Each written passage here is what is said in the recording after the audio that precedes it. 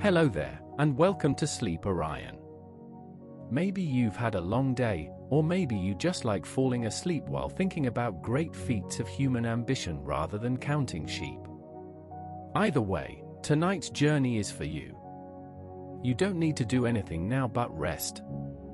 Let your thoughts slow down, allow your breathing to soften, and notice your body feeling lighter as gravity itself seems to ease its grip. Tonight we drift through the vast wilderness of Siberia, following the iron rails of one of humanity's most ambitious undertakings, the Trans Siberian Railway. The Trans Siberian Railway stands as a testament to human determination and ingenuity, a reminder that obstacles which seem insurmountable can be overcome through sustained effort and collective will. It is a story of emperors and engineers, of workers and settlers, of conflict and cooperation, spanning decades of effort and thousands of kilometers of track. And it is a story that continues today, as trains still travel the route that was completed more than a century ago. A story of emperors and engineers, of frozen rivers and impossible mountains, of workers who laid track through conditions that would test the limits of human endurance. The Trans Siberian Railway stretches nearly 10,000 kilometers across 8 time zones, and its construction between 1891 and 1916 represents one of the greatest engineering achievements in human history. If you enjoy these gentle journeys through the past, consider liking, subscribing, or sharing a thought below. It helps others find their way here too, one sleepy soul at a time. But for now, if you're ready, let's begin. The year is 1891, and the Russian Empire stretches across 11 time zones, from the ornate palaces of St. Petersburg in the west to the remote fishing villages of the Pacific coast in the east. It is a land of contrasts almost beyond imagination. In the capital, gas lamps illuminate grand boulevards where aristocrats in fur-lined cloaks step from gilded carriages. Meanwhile, thousands of kilometers to the east, indigenous reindeer herders follow ancient migration routes across frozen tundra that has remained unchanged for millennia. This vast empire encompasses 1/6 of the Earth's land surface, and yet much of it remains practically inaccessible. Siberia, that enormous expanse of forest, steppe, and permafrost that dominates the map, is connected to European Russia by little more than dirt roads that become impassable rivers of mud during the spring thaw and treacherous sheets of ice during the long winter months. To understand the Russia of 1891 is to understand a nation caught between worlds, between its traditional agrarian past and an industrial future that seemed to beckon from the west. The empire that Tsar Alexander III surveyed from his palace in St. Petersburg was vast beyond measure, but it was also a land of profound contradictions. The emancipation of the serfs in 1861 had freed millions of peasants from legal bondage, but most remained trapped in poverty, working small plots of land that could barely support their families. The cities of Western Russia were beginning to industrialize, with factories rising along the banks of rivers and railways connecting the major population centers. But this industrialization was patchy and incomplete, concentrated in a few regions while vast areas of the empire remained untouched by modern development. The gap between Russia and the more advanced industrial powers of Western Europe seemed to grow wider with each passing year. To travel from Moscow to Vladivostok, Russia's only warm water port on the Pacific, requires months of grueling overland journey. Merchants transport goods by horse-drawn cart and riverboat, a journey that can take more than a year depending on weather conditions. Military reinforcements cannot reach the Far East in any reasonable timeframe, leaving Russia's Pacific territories vulnerable to the expanding influence of Japan, China, and Western colonial powers. The existing transportation infrastructure of Siberia was utterly inadequate for the needs of a modernizing empire. The Great Siberian Post Road, the main overland route across the continent, was little more than a dirt track that became impassable during certain seasons. Travelers on this road faced countless hazards, from swollen rivers to bands of robbers to the simple exhaustion of journeying for months through wilderness that offered few amenities and little comfort. River transportation provided an alternative during summer months, when the Great Siberian rivers became navigable. Travelers could journey downstream on the Up, the Itish, the Yenisei, or the Lena, making progress toward their destinations while the current did much of the work. But these river routes did not connect conveniently, requiring overland portages between watersheds, and they froze solid during the long winter months, halting all traffic for much of the year. The mail system that connected Siberia to European Russia operated through a network of post stations spread along the major routes. At each station, travelers could change horses and obtain food and shelter, allowing continuous travel day and night. The fastest couriers could cover more than 200 kilometers per day by changing horses frequently, but ordinary travelers moved much more slowly, and the journey from Moscow to the Pacific coast still required months of travel even under the best conditions. The Siberian wilderness itself seems almost beyond human comprehension. It covers more than 13 million square kilometers, making it larger than the entire continent of Europe. In summer, the taiga forest buzzes with clouds of mosquitoes so thick that travelers must cover their faces with cloth netting. In winter, temperatures plunge to -60 degrees Celsius in the coldest regions, where exposed skin can freeze in minutes and metal becomes so brittle that tools shatter upon impact. Yet this forbidding land holds riches beyond measure. Beneath its frozen surface lie vast deposits of gold, silver, copper, and coal. The forests contain seemingly endless supplies of valuable timber. The rivers teem with fish, and the land supports populations of fur-bearing animals that have drawn traders and trappers eastward for centuries. If only this wealth could be accessed, transported, connected to the markets of Europe and the wider world. For decades, Russian officials had dreamed of a railway across Siberia. The idea first gained serious attention in the 1850s, when the embarrassing defeat of the Crimean War exposed Russia's military weaknesses and its inability to quickly move troops and supplies across its vast territory. American engineer Perry Collins promoted the concept of a Trans Siberian line during visits to Russia in the 1850s and 1860s, and several Russian engineers produced detailed surveys and proposals. Yet the challenges seemed insurmountable. The distances were enormous, the terrain hostile, the climate brutal. The cost estimates ran into hundreds of millions of rubles at a time when Russia's treasury was already strained.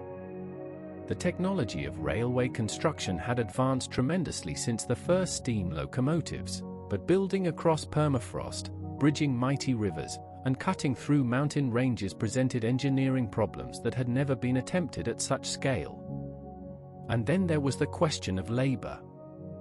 Who would build this railway? Siberia's population was sparse, scattered across distances that defied imagination.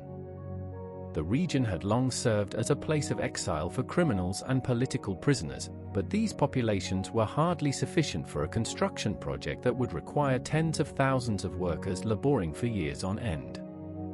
Despite these obstacles, the idea refused to die. Each year brought new proposals, new surveys, new arguments for why the railway must be built. Military strategists warned that without rapid connection to the Pacific, Russia risked losing its Far Eastern territories to more aggressive powers. Economists calculated the potential profits from Siberian resources if only they could reach market. Nationalists argued that a transcontinental railway would cement Russian control over lands that had been annexed but never truly integrated into the empire. The reigning Tsar, Alexander III, had watched these debates unfold throughout the 1880s. He was a large, powerful man, known for his physical strength and his conservative beliefs.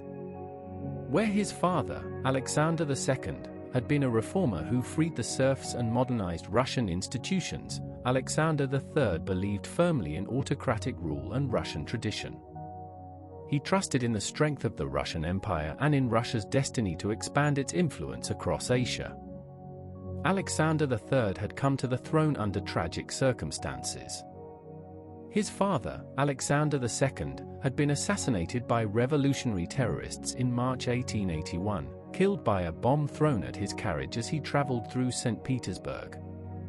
The new Tsar witnessed his father's death and was profoundly affected by the violence that had brought him to power. He became determined to crush revolutionary movements and to maintain the autocratic system that his father's assassins had sought to destroy. The new Tsar's personality shaped his approach to governance. Unlike his father, who had sought to balance reform with stability, Alexander III believed that firm authority was the only way to maintain order in the vast Russian Empire. He reversed many of his father's reforms, restricting the limited local self-government that had been established and tightening controls over the press and education. He promoted Russian language and culture at the expense of minority nationalities, pursuing policies of Russification that created resentment but also strengthened the empire's administrative coherence. Alexander III understood that railways were the great transformative technology of the age. He had witnessed how the expansion of railway networks had unified Germany and enabled Prussia's rapid military victories. He knew that the American Transcontinental Railroad, completed in 1869, had opened vast western territories to settlement and economic exploitation. If Russia was to maintain its position among the great powers, it too must embrace this technology on a grand scale. The example of the American Transcontinental Railroad was particularly relevant to Russian planners. The United States had faced similar challenges in connecting its Atlantic and Pacific coasts, bridging vast distances across difficult terrain with limited population. The completion of the Transcontinental Railroad in 1869 had transformed American commerce and migration, opening the Western territories to rapid development. Russian observers studied the American experience carefully, hoping to apply its lessons to their own circumstances. The completion of the first American transcontinental line had been achieved through a combination of government support and private enterprise. Land grants and loan guarantees had attracted private capital to the project, while immigrant workers from China and Ireland had provided much of the labor. The Russian approach would differ in its reliance on state direction and finance, but the fundamental engineering challenges would be similar, and some American techniques would be adopted for Siberian conditions. In February 1891, Alexander III issued an imperial rescript that would change the course of history. The document announced the construction of a continuous railway line across the entire breadth of the Siberian continent, connecting the existing Russian rail network to the Pacific Ocean. The Tsar declared this undertaking to be of the highest state importance and commanded that work begin immediately. The imperial rescript laid out the rationale for the project in terms that reflected both economic and strategic considerations. The railway would facilitate the economic development of Siberia, making it possible to exploit the region's vast natural resources and to settle its empty lands with productive agricultural communities. It would strengthen Russia's position in the Far East, providing the logistical capacity to defend Russian territories against rival powers. And it would demonstrate to the world that Russia was capable of engineering achievements to match any other nation. The announcement electrified Russian society. Newspapers devoted extensive coverage to the railway plans. Engineers submitted proposals and applied for positions on survey teams. Investors speculated about the fortunes to be made from Siberian development. Some observers compared the project to the building of the pyramids or the Great Wall of China, acknowledging that Russia was attempting something unprecedented in human history. The comparison to ancient monuments was not merely rhetorical. The Trans Siberian Railway would require the movement of more earth and rock than any previous construction project in human history. It would consume millions of wooden ties and hundreds of thousands of tons of steel rail. It would require bridges longer than any yet built in Russia and tunnels through terrain that had never been explored. The scale of the undertaking dwarfed anything that had been attempted before. The international reaction to the announcement was mixed. Some foreign observers admired Russian ambition and saw the railway as evidence of Russia's emergence as a modern industrial power. Others viewed the project with skepticism, doubting that Russia possessed the technical capability and financial resources to complete such an enormous undertaking. Some worried about the strategic implications of a railway that would allow Russia to project military power into regions previously beyond its effective reach. The technical journals of the day devoted considerable attention to the engineering challenges that the railway would face. Experts debated the best methods for constructing on permafrost, for bridging the Great Siberian rivers, for maintaining operations in the extreme climate. Some predicted that the project would fail, defeated by the sheer scale of the obstacles. Others expressed confidence that modern engineering could overcome any challenge, given sufficient resources and determination. To oversee this monumental enterprise, the Tsar turned to a man who would prove equal to the challenge. Sergei Yulievich Witt was 42 years old in 1891, and he possessed a combination of intellectual brilliance, administrative genius, and sheer ruthless determination that few men could match. Born into a family of minor Baltic German nobility, Witt had risen through the ranks of the Russian railway bureaucracy by demonstrating an uncanny ability to solve complex organizational problems.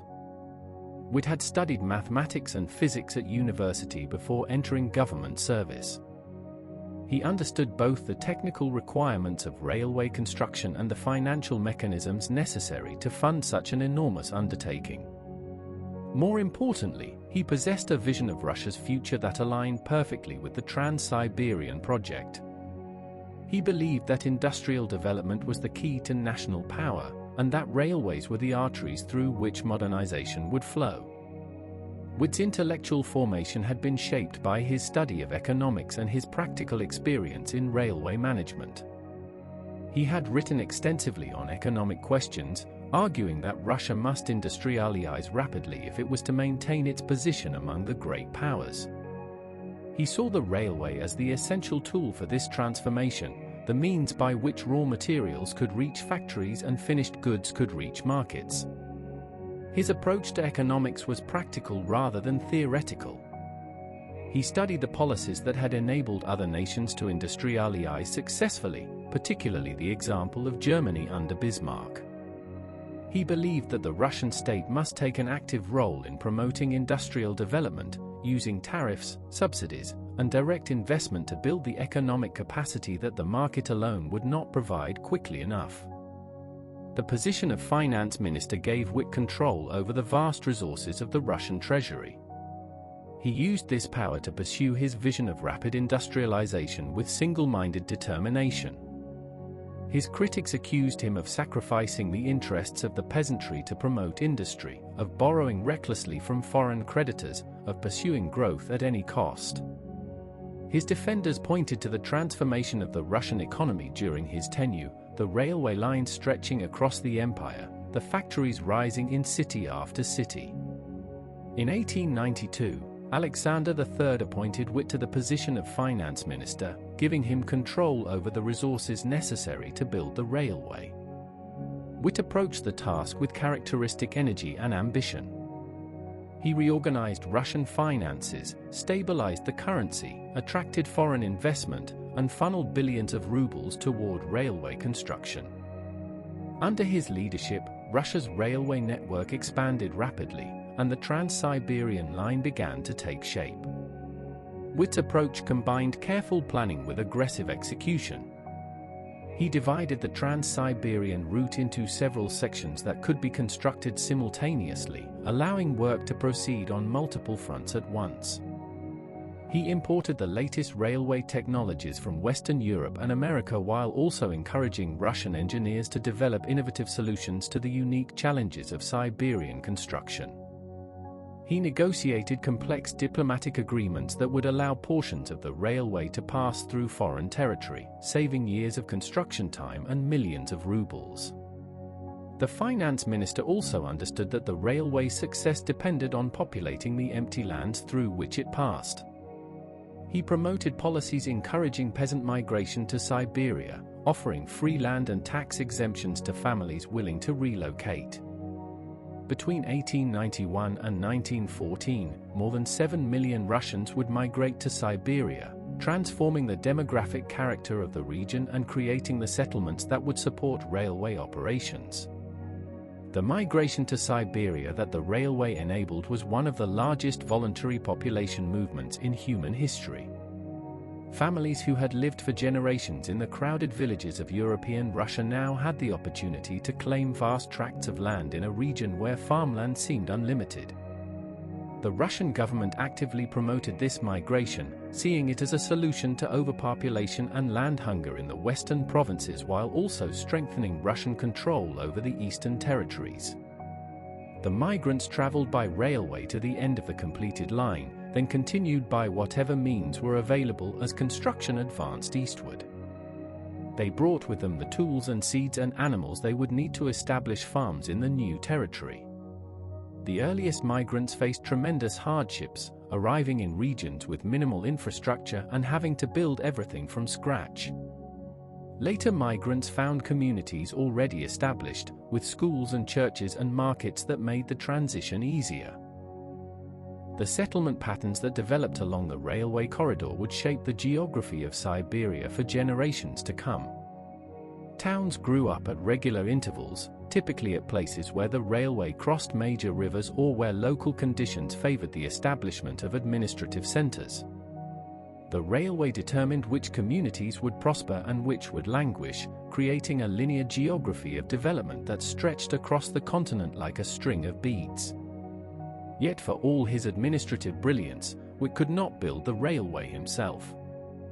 That task fell to tens of thousands of workers who would labor under conditions of almost unimaginable hardship.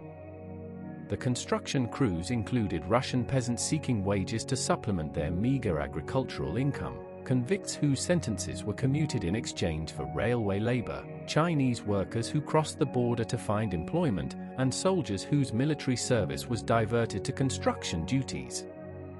These workers faced challenges that tested the limits of human endurance. In summer, they battled swarms of mosquitoes and gnats that rose from the swamps in clouds so thick that horses sometimes suffocated. The heat could be oppressive, and the humidity turned earthwork into a muddy nightmare. Workers suffered from malaria, dysentery, and other diseases that swept through the crowded labor camps with devastating regularity. Winter brought different but equally severe challenges. The temperature plunged far below freezing, and the ground became so hard that picks bounced off the surface without leaving a mark. Workers wrapped themselves in layers of felt and fur, but frostbite remained a constant threat. The short daylight hours limited productive work time, and snowstorms could halt operations for days at a time. Many workers developed health problems from the cold, and the death rate during winter months was significantly higher than during the rest of the year. Food and supplies had to be transported enormous distances to reach the construction sites. In remote areas far from rivers or existing roads, workers sometimes went hungry when supply convoys failed to arrive on schedule. Medical care was rudimentary at best, with a handful of doctors responsible for thousands of workers scattered across hundreds of kilometers. Those who became seriously ill or injured often had little hope of recovery. The terrain itself presented obstacles that seemed designed to defeat human ambition. Rivers had to be bridged, and some of these rivers were enormous, measuring more than a kilometer across and prone to devastating floods during spring ice breakup. Mountains had to be tunneled through or skirted with carefully engineered grades that locomotives could climb. Swamps had to be drained or filled, requiring the movement of millions of cubic meters of earth and stone. And beneath everything lay the permafrost, that permanently frozen ground that covered much of Siberia. Permafrost behaved in ways that conventional railway engineering could not accommodate. When disturbed, the frozen ground could thaw, turning solid earth into unstable mush that swallowed track and equipment. Buildings constructed on permafrost had to be elevated on pilings to prevent their heat from melting the ground beneath them. Rails laid on permafrost required constant maintenance as the ground heaved and shifted with seasonal temperature changes. Despite these challenges, construction advanced with remarkable speed. The work began simultaneously from both ends of the planned route and from several intermediate points. In May 1891, the future Tsar Nicholas II, then serving as heir to the throne, traveled to Vladivostok to ceremonially break ground for the Ussuri section of the railway. The young prince loaded a wheelbarrow with earth and dumped it onto the railway embankment, symbolically beginning the construction process. At the western end, work commenced from Chelyabinsk, the existing terminus of the Russian railway network in the Ural Mountains. From there, crews pushed eastward across the West Siberian Plain, a vast expanse of flat terrain that seemed to offer relatively easy construction. The plain stretched for more than 1,000 kilometers, crossed by several major rivers including the Ob and the Atish, but lacking the mountain ranges that would complicate construction farther east. The West Siberian Railway, as this first section was known, advanced rapidly through the early 1890s. Workers laid track across the flat steppes at a pace that sometimes exceeded several kilometers per day. They constructed wooden bridges across rivers and streams, planning to replace these temporary structures with more permanent iron bridges as time and resources permitted. Towns sprang up along the route, their population swelling with railway workers, suppliers, and settlers drawn by the promise of new opportunity. By 1896, the West Siberian section was complete, stretching from Chelyabinsk to the city of Novonikolayevsk on the Ob River. This city would later be renamed Novosibirsk and would grow to become the largest city in Siberia, its existence entirely a product of the railway that brought it into being. The completion of this section represented a triumph of organization and determination, but it was only the beginning of the greater challenge ahead. The founding of Novonikolayevsk illustrated how completely the railway could transform the landscape. Before the railway arrived, the site was an unremarkable stretch of riverbank, distinguished only by its position at the point where the railway survey had determined the Ob River could most easily be crossed. Within a few years of the railway's arrival, a substantial town had grown up around the station, with merchants, craftsmen, and service workers establishing businesses to serve the needs of travelers and railway operations. The pattern of development at Novonikolayevsk would be repeated at railway junctions throughout Siberia. Each new station attracted settlers seeking economic opportunities. Warehouses were built to store goods awaiting shipment. Hotels and restaurants served travelers. Repair shops maintained the locomotives and rolling stock. Administrative offices managed the complex logistics of railway operations. Within a decade of the railway's completion, a network of modern towns stretched across a region that had been largely wilderness. East of the Ob River, the terrain became more difficult. The Mid-Siberian Railway pushed through forests of birch and larch, crossing countless rivers and streams that required bridging. The construction crews had to cut through dense taiga, clearing timber and grading embankments through country that had never seen such large-scale human alteration. Progress slowed as the difficulties multiplied, but the work continued relentlessly. The city of Krasnoyarsk, situated on the Yenisei River, became a major construction hub. Here the railway crossed one of Siberia's mightiest rivers, a crossing that required a bridge nearly a kilometer in length.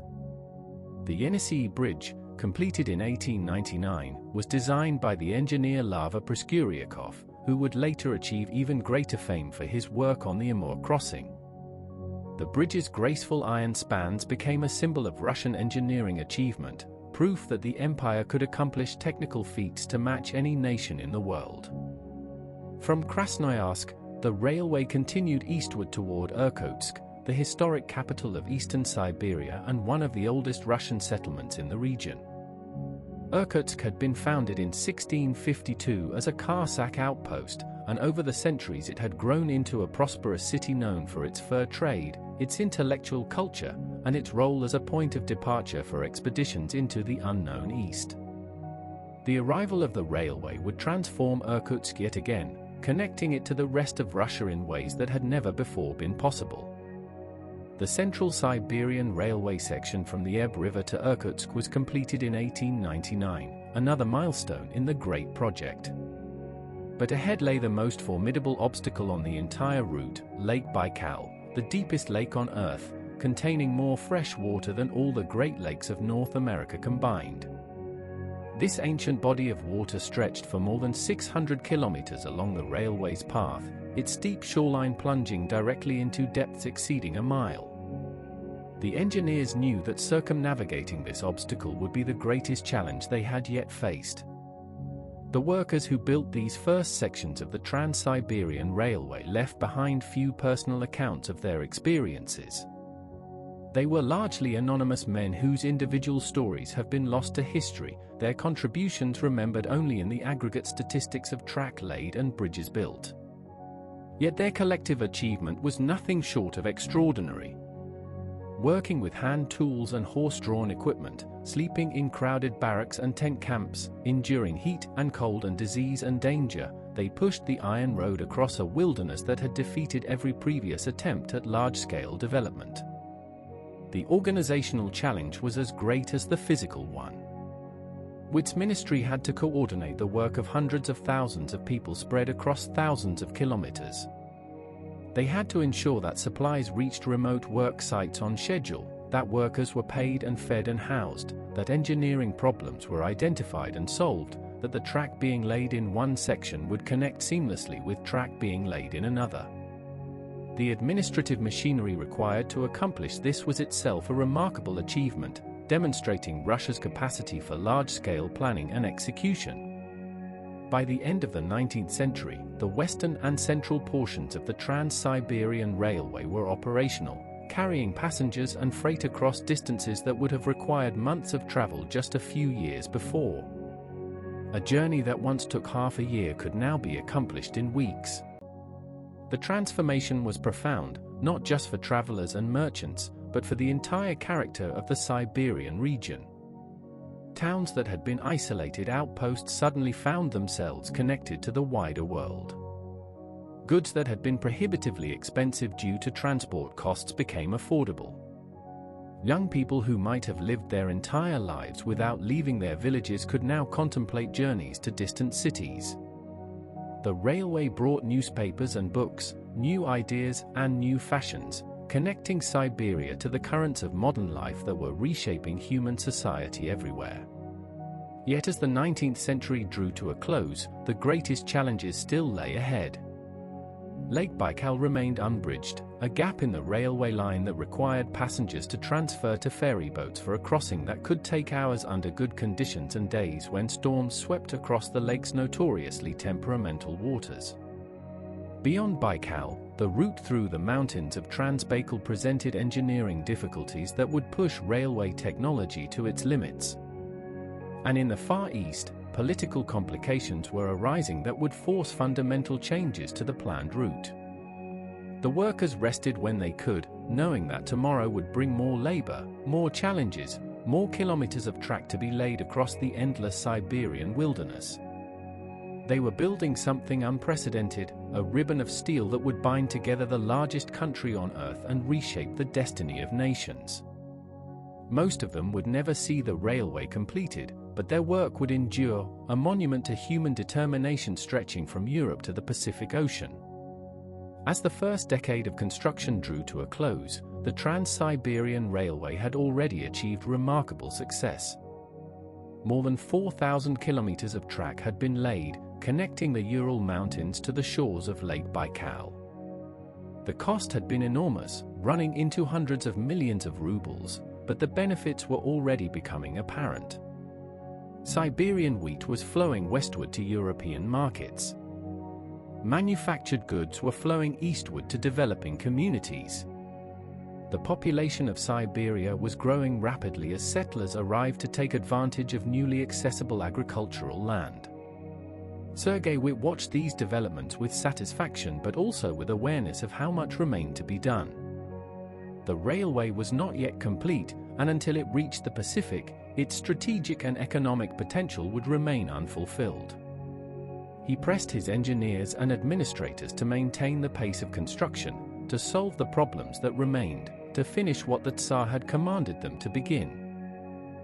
The turning of the century brought new challenges and new urgency to the project.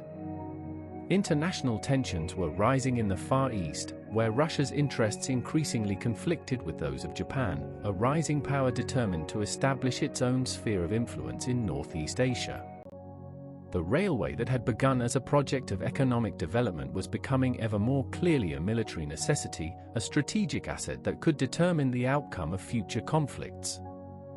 In St. Petersburg, a new Tsar sat upon the throne. Alexander III had died in 1894, passing the crown to his son Nicholas II, the same young man who had ceremonially broken ground at Vladivostok 3 years earlier. Nicholas lacked his father's forceful personality and decisive leadership style, but he inherited his father's commitment to the Trans Siberian project and to Russian expansion in Asia. The railway would continue, regardless of the obstacles that lay ahead. The sleeping land of Siberia was awakening, stirred to life by the sound of locomotive whistles and the rhythm of wheels on iron rails. The dream of generations was becoming reality, kilometer by kilometer, bridge by bridge, tunnel by tunnel. The Trans Siberian Railway was no longer just a line on a map or an item in a budget. It was a living thing, growing eastward across the frozen wilderness, carrying with it the hopes and ambitions of an empire. The geography of Siberia itself deserves contemplation, for understanding the land is essential to appreciating the magnitude of what the railway builders attempted. Siberia spans nearly 13 million square kilometers, an area so vast that it defies easy comprehension. If Siberia were an independent nation, it would be the largest country on Earth by a considerable margin, larger than Canada, larger than China, larger than the United States. The name Siberia may derive from the Tatar word for sleeping land, or perhaps from the Mongolic term for dense forest. Either etymology captures something essential about the region's character.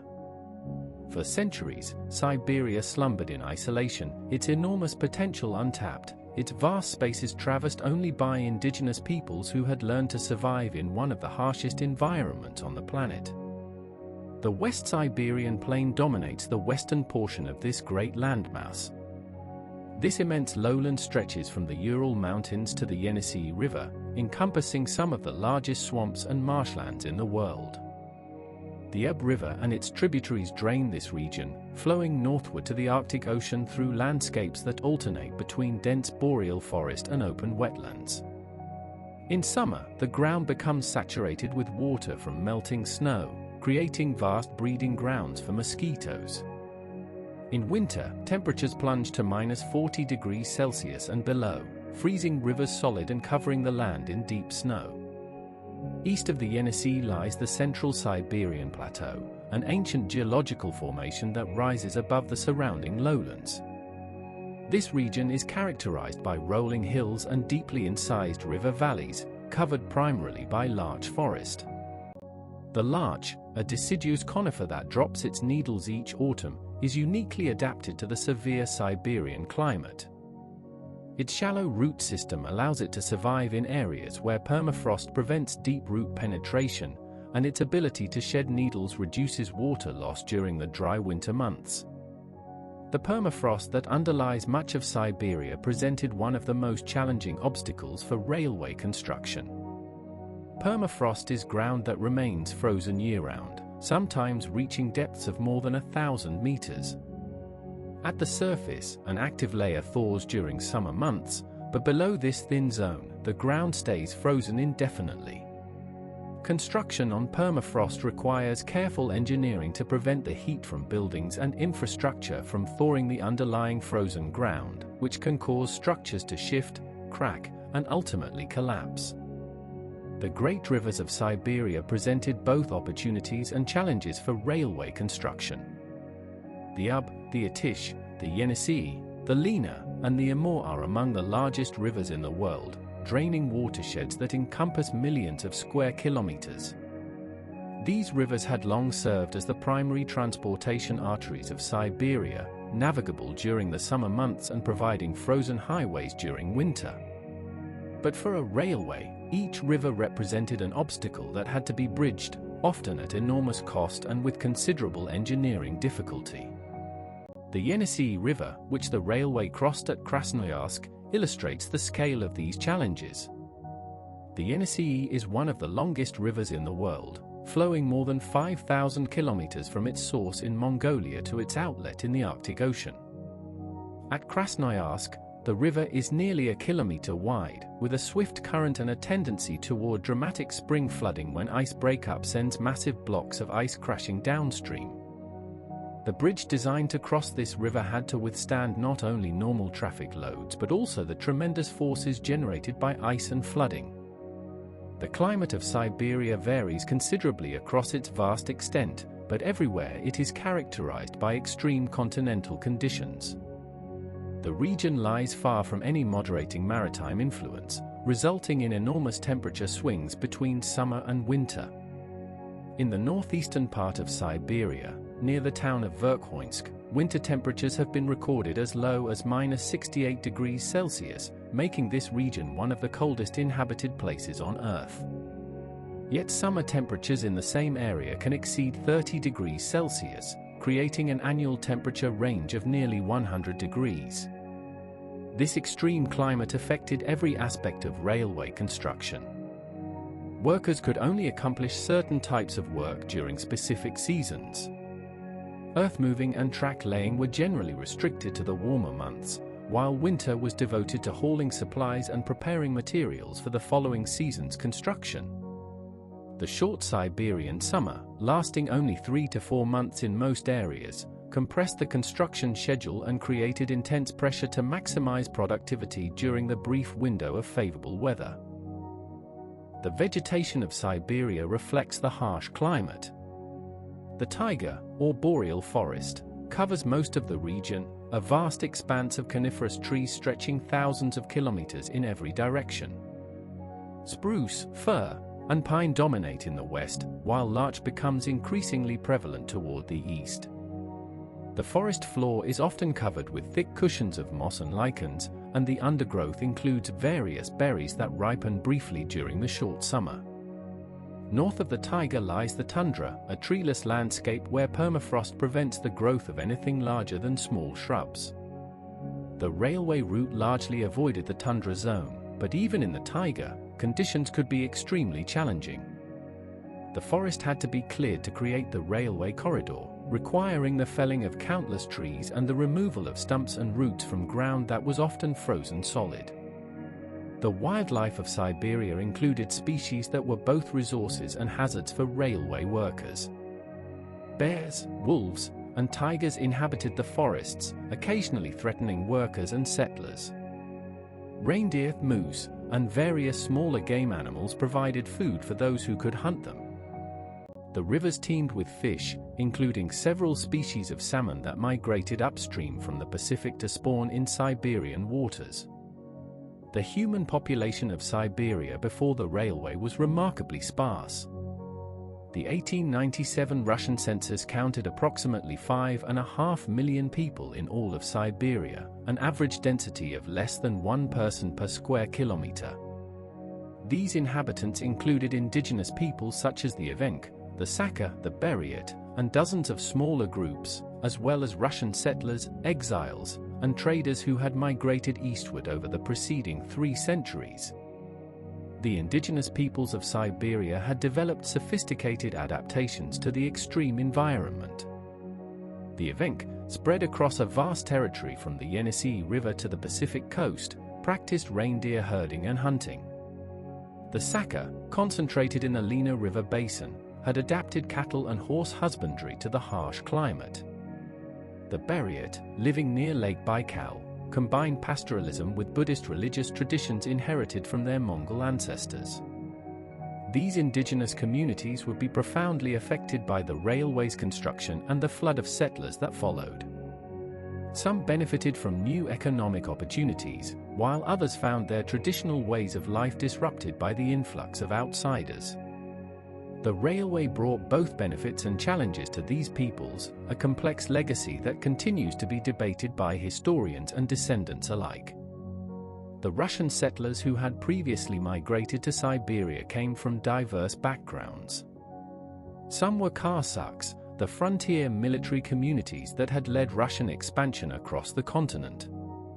Others were peasants seeking land and opportunity in a region where serfdom had never been fully established. Still others were exiles, political prisoners, and criminals sent to Siberia as punishment for various offenses. This diverse population created a distinctive Siberian culture that combined Russian traditions with adaptations to the frontier environment.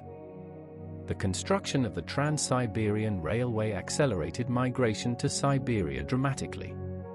Sergei Witt's policies actively encouraged peasant resettlement, offering free land grants and travel subsidies to families willing to relocate.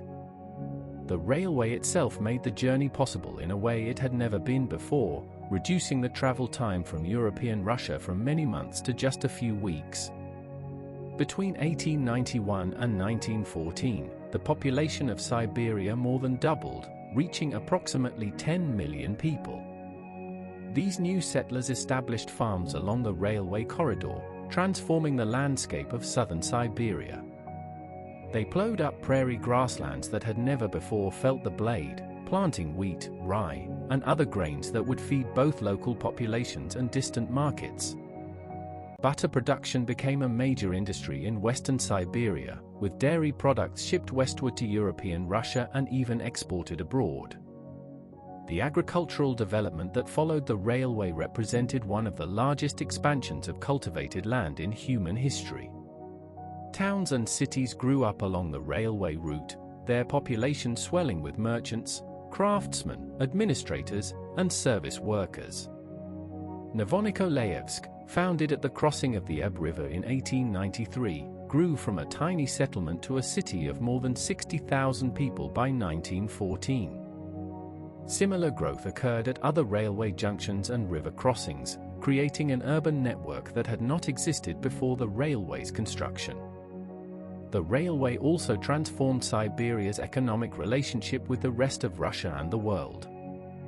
Before the railway, Siberia's primary export had been fur, a trade that had drawn Russian expansion eastward since the 16th century. The railway made it possible to export bulk commodities such as grain, timber, and minerals, integrating Siberia into national and international markets in entirely new ways. At the same time, manufactured goods from European Russia and abroad became available to Siberian consumers, raising living standards and changing consumption patterns. The strategic implications of the railway were equally profound. Before the Trans-Siberian, Russia's far eastern territories were effectively isolated from the rest of the empire. Military reinforcements took months to reach the Pacific coast, and the region remained vulnerable to pressure from neighboring powers. The railway promised to change this fundamentally, allowing rapid movement of troops and supplies and transforming Russia into a true Pacific power. These strategic considerations became increasingly urgent as the 19th century drew to a close. Japan had emerged from centuries of isolation to become a rapidly modernizing power with ambitions of its own in Northeast Asia. China, weakened by internal conflicts and foreign intervention, seemed incapable of defending its interests against more aggressive neighbors. The European powers, particularly Britain, France, and Germany, were competing for influence and territory throughout Asia. Russia's position in this great power competition depended heavily on its ability to project power into the Far East. The Trans Siberian Railway was essential to this projection, the logistical backbone that would support Russian military operations and diplomatic initiatives in the Pacific region. Without the railway, Russia's far eastern territories remained isolated and vulnerable. With it, Russia could aspire to dominance in Northeast Asia. These considerations weighed heavily on the minds of Witt and other Russian policymakers as they pushed the railway project forward. Every delay in construction represented a strategic vulnerability, an opportunity for rival powers to establish positions that Russia might never be able to challenge. The pressure to complete the railway as quickly as possible sometimes led to compromises in construction quality, decisions that would later prove costly when sections of track had to be rebuilt or upgraded. The financial burden of railway construction was enormous. The total cost of the Trans Siberian Railway would eventually exceed 1 billion rubles, a sum that strained even Russia's considerable resources. Witt financed much of this expenditure through foreign loans, particularly from France, Russia's principal ally and financial partner during this period. The railway thus became enmeshed in the complex web of international finance and diplomacy that characterized the late 19th century world. As the 19th century ended and the 20th began, the Trans Siberian Railway stood as one of the great achievements of the industrial age. Thousands of kilometers of track had been laid across terrain that many had considered impassable. Bridges spanned rivers that had seemed impossible to cross. Communities had sprung up in wilderness that had known no permanent human settlement. The sleeping land was awakening, and the iron horse was leading the way. Yet the greatest challenges still lay ahead. Lake Baikal remained unbridged, a gap in the railway that would take years more to close. The route through Manchuria, chosen to save time and money, would soon become entangled in international conflicts that no one had foreseen.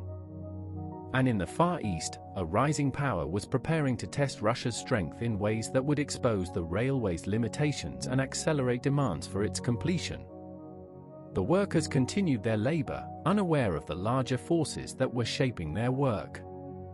They laid track and drove spikes, built bridges and dug tunnels, endured hardships that would have broken lesser spirits. They were building something that would outlast them all, a monument to human determination that would carry passengers and freight across the breadth of Asia for generations to come. The sound of hammers on steel echoed across the frozen wilderness, a rhythm as regular and relentless as a heartbeat. Each blow drove the railway one small increment closer to completion, one step nearer to the Pacific shore. The Trans Siberian Railway was being born, forged from iron and sweat and determination, a ribbon of civilization stretching across one of the last great wildernesses on Earth. The daily life of a railway construction worker in Siberia followed patterns dictated by the seasons, the terrain, and the relentless pressure to maintain construction schedules. Workers typically rose before dawn, gathering in crude barracks or tent camps for a breakfast of black bread, kasha, and tea. The food was simple but substantial, providing the calories needed for a day of hard physical labor in harsh conditions. The work crews were organized into gangs of varying sizes depending on the task at hand. Some gangs specialized in earthwork, moving vast quantities of soil and rock to create the level grades required for railway track. Others focused on track laying, positioning the heavy iron rails and driving the spikes that held them in place. Still others worked on bridges, tunnels, and other specialized structures that required particular skills and experience. The tools used by railway workers were largely unchanged from those used in railway construction throughout the 19th century. Picks and shovels moved the earth. Sledgehammers drove the spikes. Wheelbarrows and horse-drawn carts transported materials. Dynamite and black powder blasted through rock formations that could not be removed by hand. The work was intensely physical, demanding strength and endurance that not all workers possessed. Medical care for workers was rudimentary at best. Each construction section was supposed to have a doctor assigned, but the ratio of doctors to workers was severely inadequate. A single physician might be responsible for thousands of workers spread across hundreds of kilometers, making regular medical attention impossible. Many workers suffered from chronic conditions that went untreated, and injuries that might have been minor with proper care sometimes became life-threatening due to infection or improper treatment. The supply chains required to support construction operations stretched for thousands of kilometers and were constantly vulnerable to disruption. Food, tools, construction materials, and other necessities had to be transported by the very railway that was being built, creating a circular dependency that complicated logistics enormously. When supply shipments were delayed, workers might go hungry or be forced to halt construction while waiting for essential materials. Housing conditions varied considerably depending on the location and the season. In some areas, workers were housed in permanent wooden barracks that provided reasonable protection from the elements. In more remote locations, workers lived in tents or crude shelters that offered little protection from wind, rain, or cold. During winter months, keeping warm was itself a constant struggle, consuming fuel and energy that might otherwise have been devoted to construction work. The workforce included men from many different backgrounds and circumstances. Russian peasants formed the largest group, men who had left their villages in search of wages that could supplement their families' meager agricultural income. Many were seasonal workers who returned home during planting and harvest seasons, creating fluctuations in the available labor force that complicated construction planning. Others were permanent railway workers who followed the construction front eastward, moving from camp to camp as each section was completed. Convict labor played a significant role in some sections of the Trans Siberian Railway. Prisoners whose sentences had been commuted were assigned to railway construction as an alternative to other forms of punishment. These convict workers were supervised by guards and subject to harsh discipline, but they also received wages and better conditions than they would have experienced in prison camps. Some former convicts chose to remain in Siberia after completing their sentences, becoming permanent residents of the communities that grew up along the railway corridor. Chinese workers were particularly numerous on the sections of the railway nearest to the Chinese border, including the Amur and Ussuri regions. These workers crossed into Russian territory seeking wages that exceeded what they could earn in China. They brought skills and work habits that proved valuable, and their willingness to accept lower wages than Russian workers created tensions that occasionally erupted into conflict. The Chinese workers tended to form their own communities within the construction camps, maintaining cultural practices and support networks that helped them cope with the challenging conditions. Soldiers were also employed on railway construction during certain periods. The Russian military saw the railway as a strategic asset and was willing to divert manpower to accelerate its completion. Soldier workers were subject to military discipline, which ensured regular attendance and consistent effort, but could also create resentment among men who had enlisted for military service rather than manual labor. The use of military labor became particularly common during periods of international tension when the strategic importance of completing the railway outweighed other considerations. The technical challenges of railway construction in Siberia required constant innovation and adaptation. Standard construction methods developed in Western Europe and North America often proved inadequate for Siberian conditions.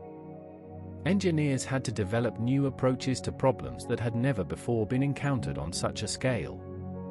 The permafrost presented perhaps the greatest technical challenge.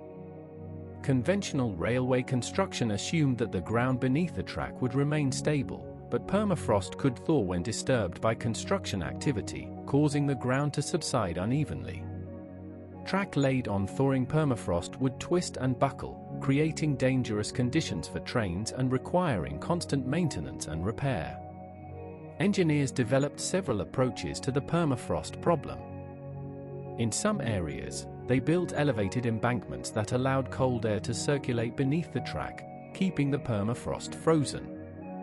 In others, they used insulating materials to prevent heat from penetrating the frozen ground.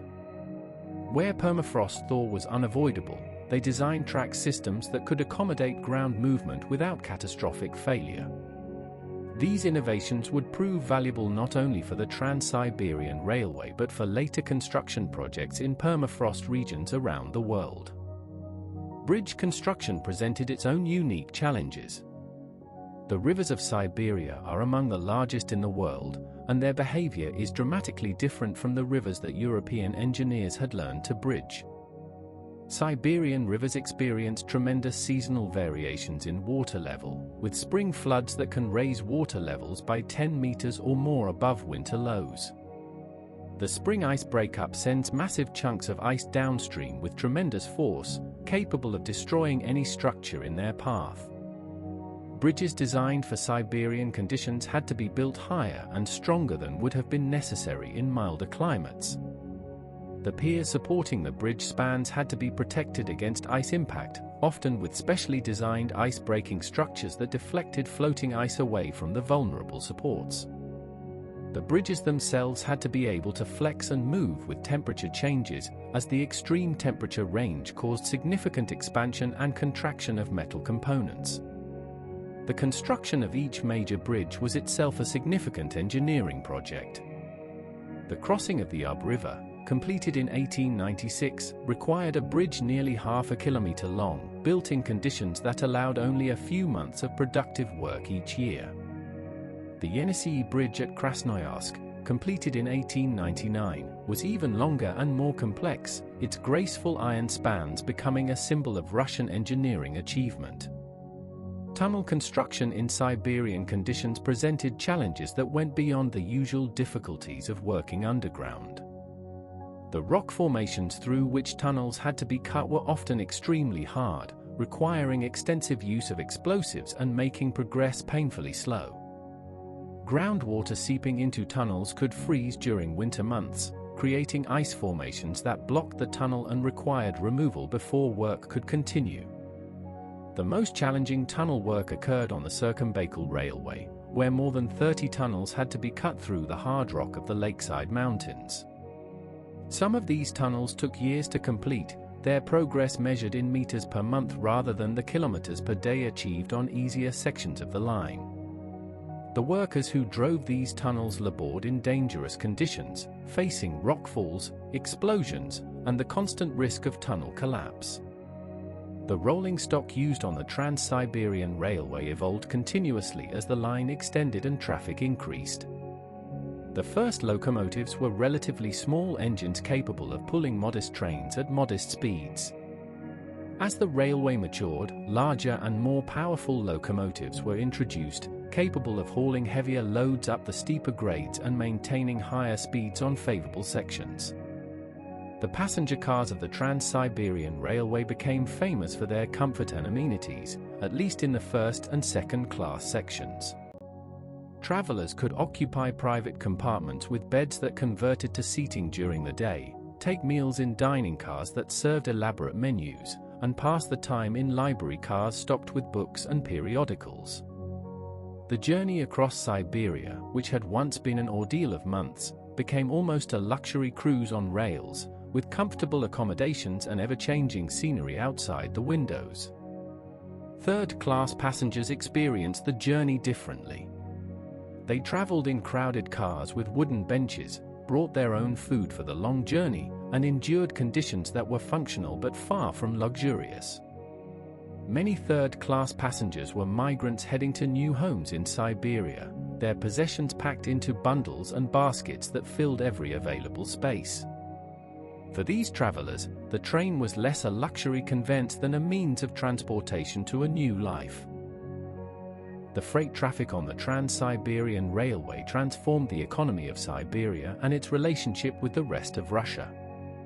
Before the railway, Siberian products could reach market only through expensive and time-consuming overland transport or through the limited capacity of river shipping. The railway made it possible to move bulk commodities economically, opening Siberian resources to exploitation on a scale never before possible. Grain became one of the most important freight commodities on the Trans Siberian Railway. The fertile black earth soils of southwestern Siberia were ideal for wheat cultivation, and the railway made it possible to ship Siberian grain to markets in European Russia and beyond.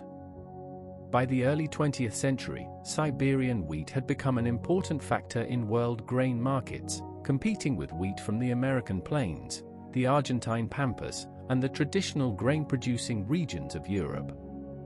Timber was another major freight commodity. The forests of Siberia contained seemingly unlimited supplies of valuable wood species, but exploiting these forests had been impossible before the railway arrived. Once the rail connection was established, lumber mills sprang up along the route, processing logs into boards and timbers that could be shipped to construction sites throughout the empire. The timber industry would become one of the foundations of the Siberian economy. Mineral resources that had been known but inaccessible before the railway could now be developed and exploited. Coal mines opened along the railway corridor, providing fuel for locomotives and for the growing industrial sector. Gold mining expanded as it became possible to ship equipment in and precious metal out. Other minerals, from iron ore to precious stones, began to flow westward along the railway, feeding the growing industrial economy of European Russia. The passenger traffic on the Trans Siberian Railway included travelers of every class and description. Government officials traveled east on inspection tours and west to report to their superiors. Military officers moved between postings, their families accompanying them on journeys that would once have been impossible. Merchants traveled to investigate business opportunities, their sample cases filled with goods they hoped to sell to Siberian customers. Scientists and explorers used the railway as a means of reaching remote regions that had previously been almost inaccessible. The railway made it possible to bring equipment and supplies to research stations in the Siberian interior, supporting investigations into geology, biology, anthropology, and other fields. Some of these expeditions produced important scientific discoveries, expanding human knowledge of regions that had been mysterious and unknown. Missionaries traveled the railway in both directions, Orthodox priests heading east to serve Russian communities and convert indigenous peoples, while indigenous shamans and Buddhist lamas occasionally traveled west to advocate for their communities or pursue spiritual matters. The railway facilitated religious exchange and conflict alike, bringing different belief systems into contact in ways that had not been possible before. Exiles and prisoners continued to travel eastward along the railway corridor, though under very different conditions than before. Where prisoners had once walked for months or years to reach their places of exile, they now traveled in prison cars attached to regular trains, reaching their destinations in weeks rather than months. The experience of exile remained harsh, but the journey itself was transformed by the railway's existence. The railway also facilitated the movement of political ideas across the vast distances of the Russian Empire. Revolutionary pamphlets and newspapers traveled in passenger luggage and freight shipments, spreading socialist and anarchist ideas to workers and peasants throughout Siberia.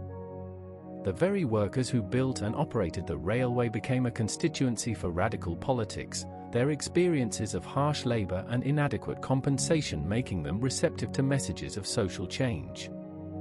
The administration of the Trans Siberian Railway required an enormous bureaucratic apparatus.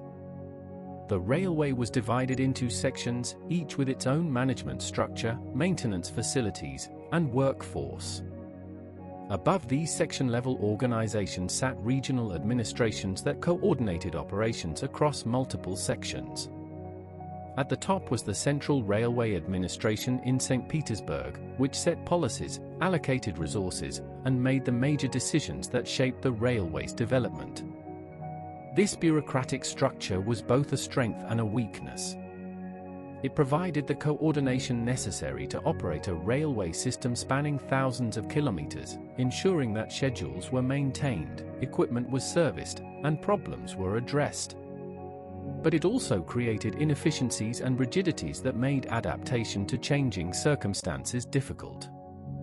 Decisions that could have been made locally had to be referred up the chain of command, causing delays and frustrations for workers and managers alike. The railway's relationship with local communities along its route was complex and often contentious. The railway brought economic opportunities but also disruptions. Land was taken for right-of-way, sometimes with inadequate compensation. Traditional patterns of movement and commerce were altered by the railway's presence. Some communities prospered from their location along the railway corridor while others found themselves bypassed and marginalized. Indigenous communities experienced particularly significant impacts from the railway's construction. Their traditional territories were crossed by the railway line, and the influx of settlers that followed the railway transformed the demographic and cultural landscape of Siberia. Some indigenous groups adapted successfully to the changed circumstances, finding new economic niches or integrating aspects of Russian culture into their own traditions. Others struggled to maintain their ways of life in the face of overwhelming pressure from the expanding settler population. The environmental impacts of railway construction were substantial, though rarely considered at the time. Forests were cleared to provide timber for construction and to create the railway corridor. Wetlands were drained or filled to provide stable grades for the track. Wildlife habitats were disrupted by the noise and activity of construction and by the subsequent operation of the railway. The full extent of these environmental changes is still being assessed more than a century later. The financial structure of the Trans Siberian Railway reflected the complex relationship between the Russian state and private capital. While the railway was built and owned by the state, much of the financing came from foreign loans, particularly from France. These financial relationships gave foreign governments and investors a stake in the railway's success and in Russia's ability to maintain political stability. The railway thus became enmeshed in the international financial system in ways that would have consequences extending far beyond transportation. As the 19th century drew to a close, the Trans Siberian Railway had already accomplished remarkable things. It had connected Moscow to the shores of Lake Baikal, cutting the travel time across Siberia from months to weeks. It had opened vast territories to settlement and economic development. It had demonstrated Russia's capacity for large-scale engineering achievement. But the greatest challenges still lay ahead, and the next phase of construction would test Russian determination and ingenuity as never before. The railway that reached the shores of Lake Baikal in the final years of the 19th century was already transforming the regions through which it passed. Communities that had existed in isolation for generations now found themselves connected to the outside world in ways that would have seemed miraculous just a decade earlier. Goods that had once taken months to arrive now appeared within weeks.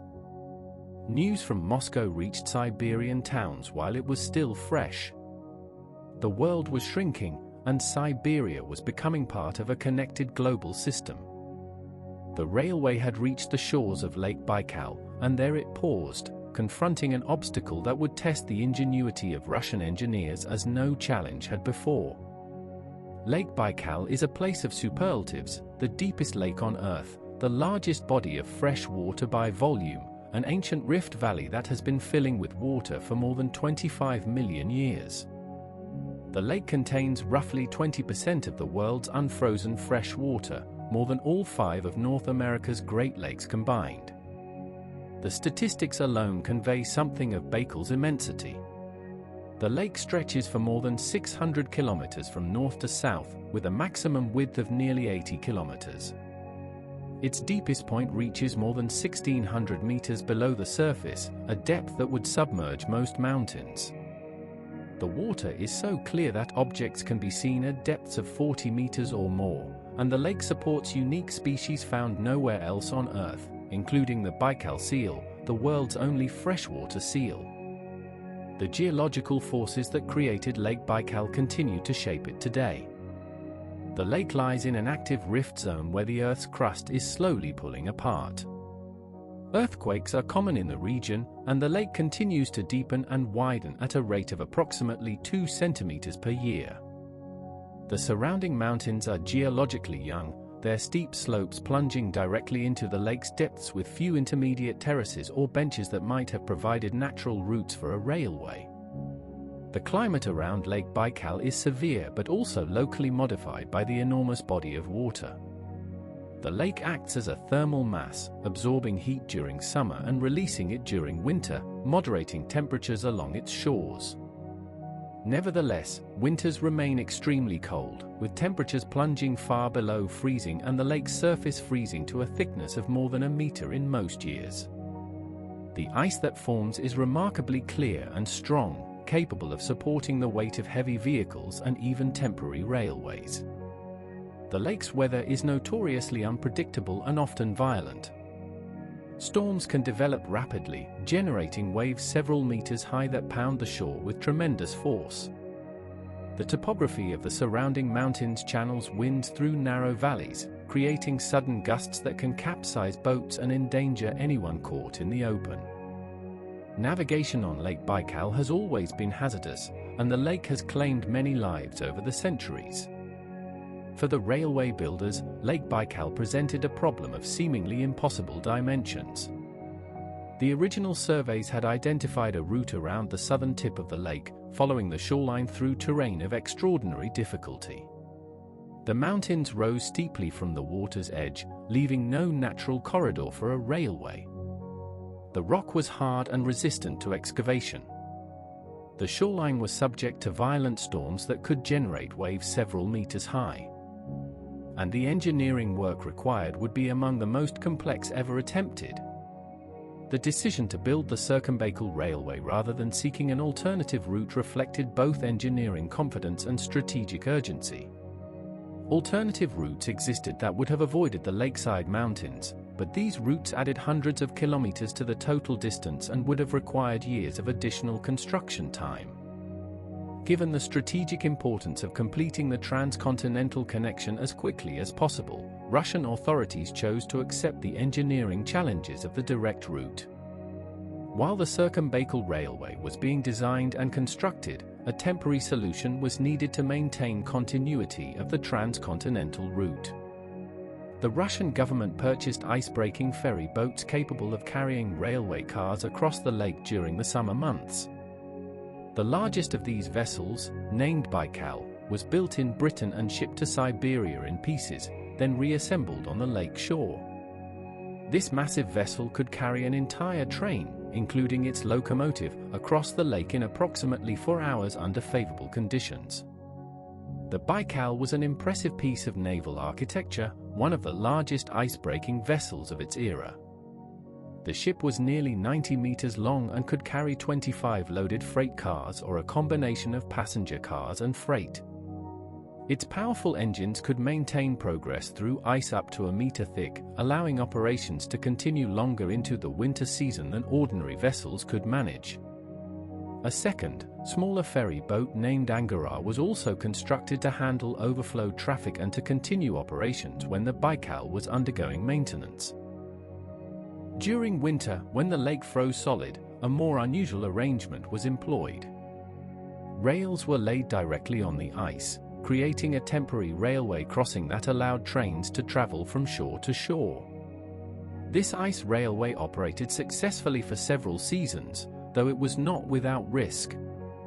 The weight of loaded trains could stress the ice, and the approach of spring thaw created dangerous conditions that required careful monitoring. The ice railway across Lake Baikal became one of the most remarkable features of the Trans Siberian system during its years of operation. Workers would survey the ice each winter, identifying the areas of greatest thickness and most consistent freezing. Rails were laid on wooden sleepers distributed across the ice surface, creating a track that could support locomotives and loaded cars. The ice groaned and cracked under the weight of passing trains, but it held firm throughout the coldest months of winter. The experience of crossing Lake Baikal by ice railway was unforgettable for those who experienced it. Passengers could look out from their cars and see the clear ice extending in every direction, the depths of the lake visible beneath them. The sensation of traveling across frozen water on a railway train created an almost dreamlike quality, a journey that seemed to defy the normal boundaries between land and water, between solid and liquid. However, the ice railway was not a permanent solution. Spring thaw made the crossing dangerous and eventually impossible, and autumn freeze-up required weeks before the ice was thick enough to support rail traffic. During these transitional periods, the ferry boats handled all traffic, creating bottlenecks that delayed passengers and freight alike. A permanent crossing around the southern shore of the lake was essential for year-round operation at full capacity. The construction of the permanent Circumbacal Railway began in 1899 and would not be completed until 1905. This section of the line, though only about 200 kilometers long, required more tunnels than the rest of the Trans Siberian Railway combined. Engineers blasted 33 tunnels through the hard lakeside rock, some of them hundreds of meters long. The route also required numerous bridges, retaining walls, and galleries to protect the track from rockfalls and avalanches. The engineering plans for the Circumbacal Railway reflected careful study of the terrain and innovative solutions to unprecedented problems. The route was surveyed multiple times, with engineers seeking the optimal alignment that would minimize construction difficulty while meeting operational requirements. Where possible, the track was placed above the usual high water mark, but in many locations the steep terrain forced the railway down to the very edge of the lake. The tunnels of the Circumbacal Railway were driven through some of the hardest rock in the region. Workers using hand tools and explosives advanced at rates that sometimes amounted to only a few centimeters per day. The rock was often so hard that steel drill bits had to be replaced after just minutes of use. Ventilation in the longer tunnels was a constant concern, as the explosives used for blasting produced toxic gases that could accumulate to dangerous levels. The work was extraordinarily dangerous. Workers labored on narrow ledges above the lake, exposed to rock falls from above and the ever-present risk of falling into the frigid waters below. Explosives were used extensively to blast through the rock, and accidents were common.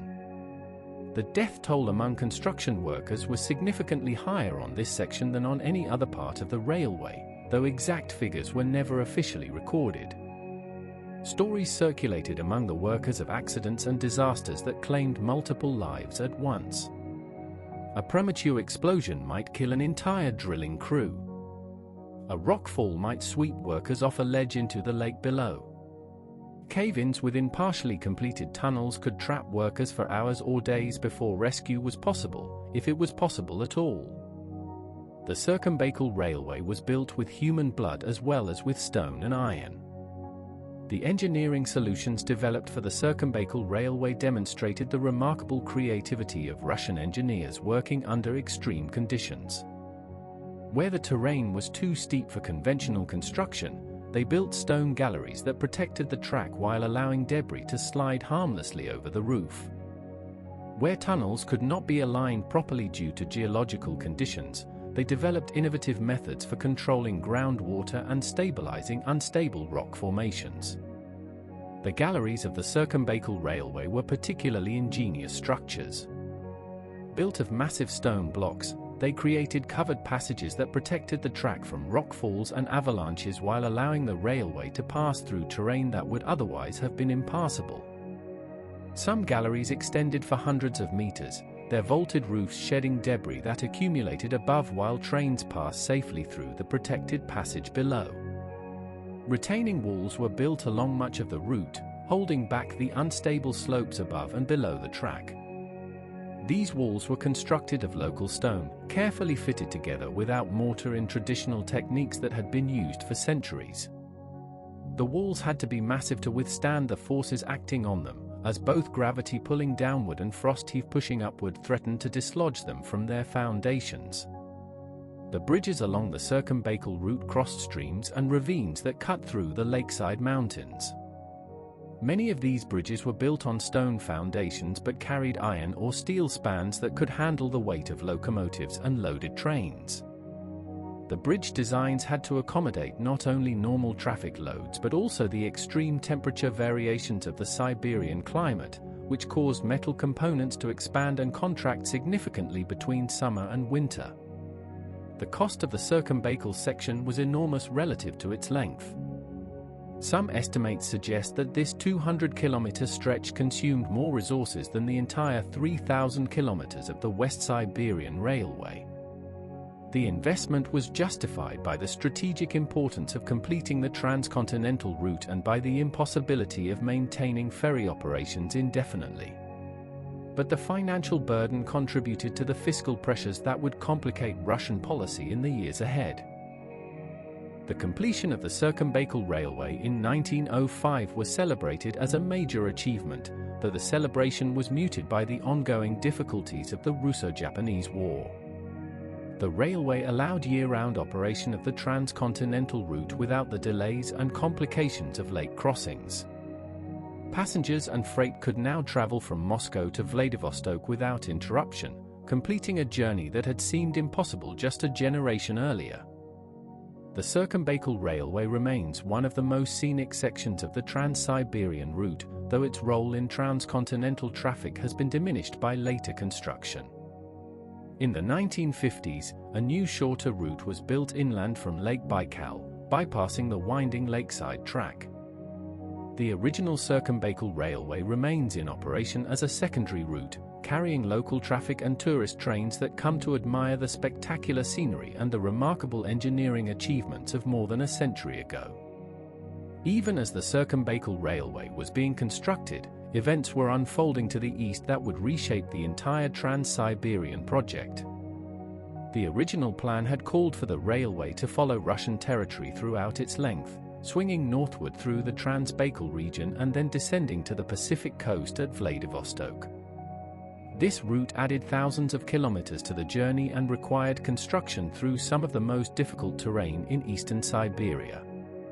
Sergei Witt proposed an alternative that would save both time and money. If Russia could obtain permission to build a railway across Manchuria, the northeastern region of China, the route to Vladivostok could be shortened by several hundred kilometers.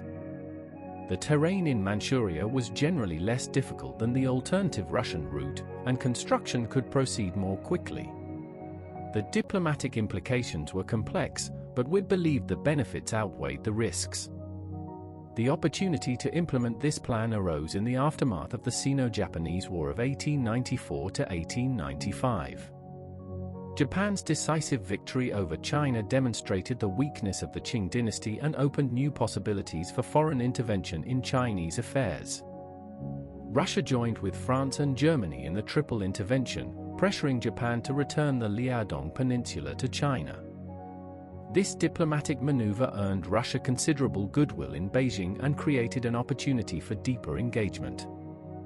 The Triple Intervention was a calculated gamble that would have consequences extending far beyond the immediate diplomatic situation.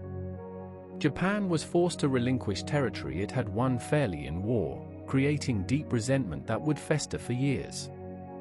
Russia gained influence in China but also earned Japan's lasting enmity. The seeds of future conflict were being planted even as Russia celebrated its diplomatic triumph. In 1896, Witt negotiated the Lee-Lobanov Treaty with the Chinese government, obtaining permission for Russia to build a railway across Manchuria. This Chinese Eastern Railway, as it would be known, would run from Chita in Siberia through Manchuria to Vladivostok, cutting across the northeastern corner of China in a nearly straight line. Russia would build and operate the railway, maintaining its own troops and administrators along the route, essentially creating a corridor of Russian influence across Chinese territory. The terms of the Lee-Lobanov Treaty were extraordinarily favorable to Russia. The Chinese Eastern Railway would be owned and operated by the Russo-Chinese Bank, a financial institution controlled by the Russian government despite its nominally private status. Russia would have the right to station troops along the railway corridor for protection, effectively creating a Russian military presence deep inside Chinese territory. The Chinese government would provide land for the railway right-of-way and would receive only a modest share of the railway's profits. Construction of the Chinese Eastern Railway began in 1897, proceeding from multiple points simultaneously to accelerate completion. The headquarters for the project was established at Harbin, a new city that Russia essentially built from nothing in the heart of Manchuria. Harbin quickly grew into a major urban center, its population expanding from a few thousand to more than 60,000 by 1903. The city's architecture reflected its Russian origins, with Orthodox churches, European-style buildings, and broad avenues that would not have been out of place in St. Petersburg. Harbin became one of the most cosmopolitan cities in Asia during this period. Russian administrators, engineers, and merchants lived alongside Chinese traders, Japanese businessmen, and representatives of various European nations. The city's restaurants served Russian, Chinese, and European cuisine. Its shops sold goods from around the world. The railway that had created Harbin also connected it to global commerce, making this city in the midst of the Manchurian plains a node in the worldwide network of trade and communication. The Chinese Eastern Railway presented its own construction challenges, though they were generally less severe than those encountered in Siberia proper. The terrain was hilly rather than mountainous, and the climate, while still harsh, was somewhat milder than the Siberian interior. The workforce included large numbers of Chinese laborers, whose experience with local conditions proved valuable in accelerating construction. However, the railway construction was not welcomed by all segments of Chinese society. The presence of foreign troops and administrators on Chinese soil was deeply resented by many Chinese patriots. The railway displaced farmers and disrupted traditional communities along its route. And the broader context of foreign imperialism in China created a volatile political environment that would soon explode into violence. The late 19th century was a period of profound humiliation for China. The once mighty Qing Empire had been defeated by Western powers in the Opium Wars, forced to accept unequal treaties that opened Chinese ports to foreign commerce and granted extraterritorial rights to foreign nationals. Japan's victory in 1895 demonstrated that even neighboring Asian powers could defeat China. Foreign spheres of influence were being carved out across the country, with different powers claiming predominant rights in different regions. In 1899, the Boxer Rebellion swept across northern China, targeting foreign nationals and Chinese Christians alike. The Boxers were members of a secret society who believed that martial arts and spiritual practices could make them impervious to bullets. They attacked foreign embassies in Beijing, killed missionaries and converts throughout the countryside, and targeted the railway infrastructure that symbolized foreign penetration of Chinese territory. The Boxer movement combined genuine patriotic sentiment with superstitious beliefs and violent methods. The Boxers saw themselves as defenders of Chinese culture against foreign corruption, warriors fighting to restore China's dignity and independence. Their attacks on railways reflected their understanding that these modern technologies were instruments of foreign domination, metal tentacles reaching into the heart of China to extract its resources and subjugate its people. The Chinese Eastern Railway suffered significant damage during the Boxer Rebellion. Boxers attacked railway stations and construction camps, killing workers and destroying equipment. The line was cut in multiple places, halting construction and threatening the entire project. Russian troops were deployed to protect the railway and its personnel, eventually participating in the international force that relieved the besieged foreign legations in Beijing. The Russian military response to the Boxer Rebellion went far beyond protecting the railway. Russian troops occupied large portions of Manchuria, taking advantage of the chaos to expand Russian control over the region. This occupation would continue even after the Boxer threat had been suppressed, creating tensions with other powers, particularly Japan, which had its own interests in the region. The seeds of future conflict continued to germinate. The suppression of the Boxer Rebellion allowed railway construction to resume, and the Chinese Eastern Railway was officially opened in June 1903. The completion of this line marked a major milestone in the Trans Siberian project, finally providing a continuous rail connection between Moscow and Vladivostok. The journey that had once required months of overland travel could now be accomplished in approximately 2 weeks by train. The opening ceremonies for the Chinese Eastern Railway were elaborate affairs, celebrating both the engineering achievement and the diplomatic success that had made it possible. Russian officials traveled the length of the new line, inspecting facilities and meeting with local administrators. Chinese officials participated in ceremonies that acknowledged the new reality of Russian presence in Manchuria. The railway was described as a joint Russo-Chinese enterprise that would benefit both nations, though the benefits clearly flowed more strongly in one direction than the other. Yet the Chinese Eastern Railway remained controversial. Russian military planners recognized that the line's passage through foreign territory made it strategically vulnerable. In the event of conflict with China or any power capable of pressuring China, the railway could be cut, severing Russia's connection to its Pacific territories. This vulnerability would be dramatically demonstrated in the years ahead, ultimately forcing Russia to complete an all-Russian alternative route. The strategic concerns about the Chinese Eastern Railway were compounded by Russia's expanding ambitions in the Far East.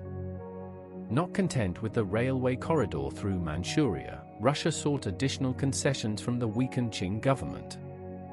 In 1898, Russia obtained a lease on the Liaodong Peninsula, including the ice-free port of Port Arthur. A branch line of the Chinese Eastern Railway was extended southward to connect this new Russian naval base to the main transcontinental route. Port Arthur represented a prize of immense strategic value. Unlike Vladivostok, which was icebound for several months each year, Port Arthur provided year-round access to the Pacific Ocean. The harbor could shelter a major fleet, and the surrounding fortifications could be developed to create an impregnable naval base. Russia's acquisition of Port Arthur signaled its intention to become a dominant power in the Pacific, capable of challenging even the established naval powers of the region. These acquisitions brought Russia into direct conflict with Japan, which had its own ambitions in Korea and Manchuria.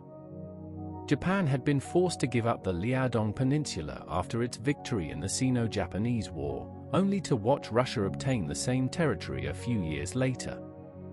This humiliation, combined with genuine strategic concerns about Russian expansion, created deep resentment in Tokyo. The stage was being set for a confrontation that would test the Trans Siberian Railway as it had never been tested before. In the years leading up to war, both Russia and Japan prepared for the conflict that seemed increasingly inevitable. Japan modernized its military with assistance from Britain, its ally since 1902. Russia poured resources into fortifying Port Arthur and expanding the railway capacity to move troops and supplies to the Far East. Diplomatic efforts to resolve the competing claims in Korea and Manchuria failed, as neither side was willing to make the concessions that peace would have required. The Japanese military transformed itself rapidly during this period, adopting modern weapons and tactics based on European models. Japanese officers studied at military academies in Germany, France, and Britain, learning the latest doctrines of warfare. The Japanese Navy, in particular, became a formidable force, equipped with modern battleships and trained according to British naval traditions.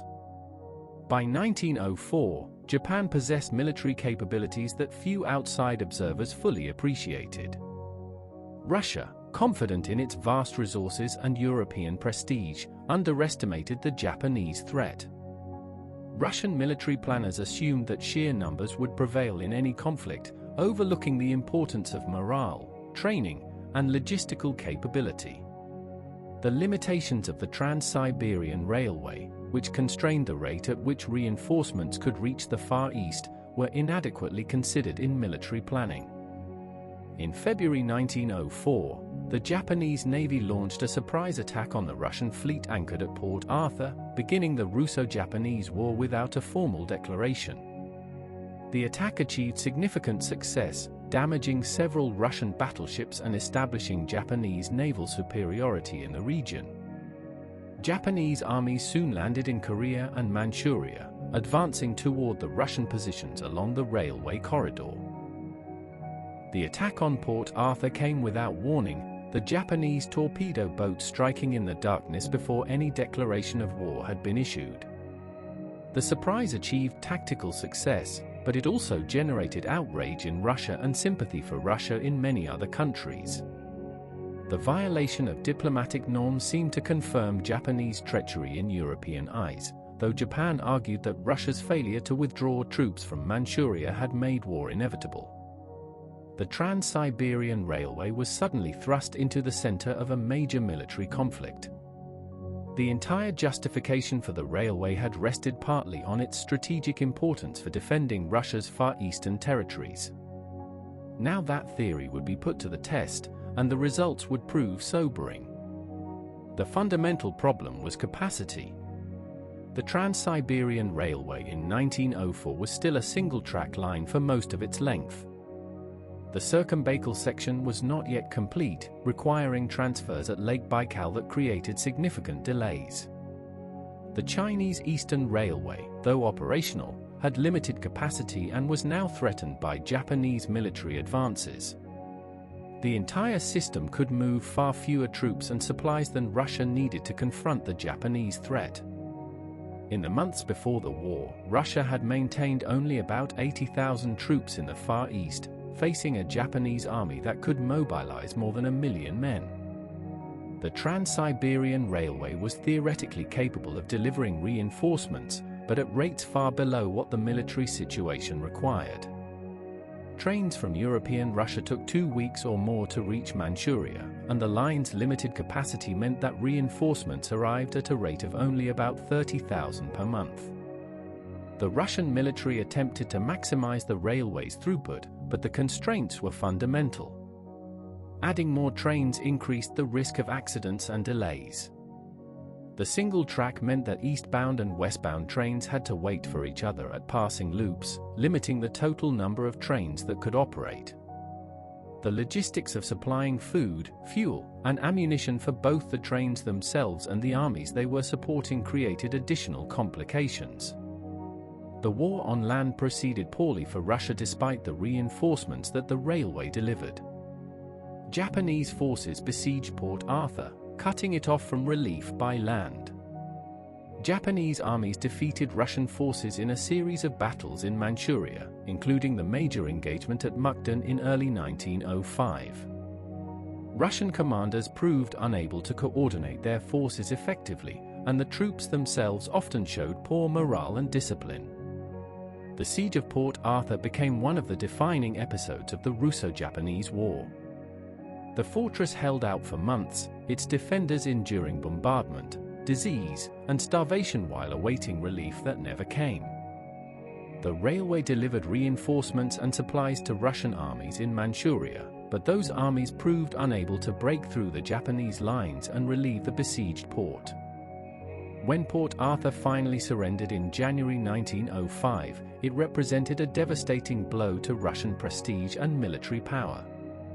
The battles in Manchuria unfolded across terrain that the railway had opened to large-scale military operations. At Liaoyang in August and September 1904, Russian and Japanese forces clashed in engagements involving hundreds of thousands of soldiers. The Japanese, despite suffering heavy casualties, managed to outflank the Russian positions, forcing a retreat. The pattern would repeat at Shoho in October, where another major battle ended inconclusively but favored Japanese strategic objectives. The winter of 1904 to 1905 brought a pause in major operations, but both sides used the time to reinforce and resupply. The Trans Siberian Railway worked at maximum capacity, pushing troops and supplies eastward through the Siberian winter. Soldiers who had been stationed in European Russia found themselves traveling for weeks across frozen landscapes they had never imagined, arriving at the front exhausted from the journey itself. The Battle of Mukden in February and March 1905 was one of the largest land battles in history up to that time. More than 600,000 soldiers participated, with casualties on both sides totaling nearly 100,000. The Russian army, despite significant numerical advantages in some sectors, was outmaneuvered by Japanese forces that showed superior tactical coordination and aggressive initiative. The Russian retreat from Mukden effectively ended major land operations, though both sides remained in the field. The naval dimension of the war proved equally disastrous for Russia. With the Pacific Fleet damaged at Port Arthur and bottled up in the harbor, Russia dispatched its Baltic Fleet on an epic voyage around the world to reinforce the Far East. The fleet sailed more than 18,000 nautical miles over 7 months, facing diplomatic complications, logistical challenges, and the cumulative wear on ships and crews that such a journey inevitably produced. The Baltic Fleet's voyage became one of the most remarkable naval expeditions in history, though not for reasons that reflected well on Russian naval competence. The journey began inauspiciously with the Dogger Bank incident, in which Russian ships fired on British fishing vessels in the North Sea, mistaking them for Japanese torpedo boats. This near disaster damaged relations with Britain and forced Russia to pay substantial compensation, while also revealing the poor training and nervous state of the fleet's crews. The fleet sailed around Africa, the Suez Canal being closed to belligerent warships, stopping at various colonial ports to take on coal and supplies.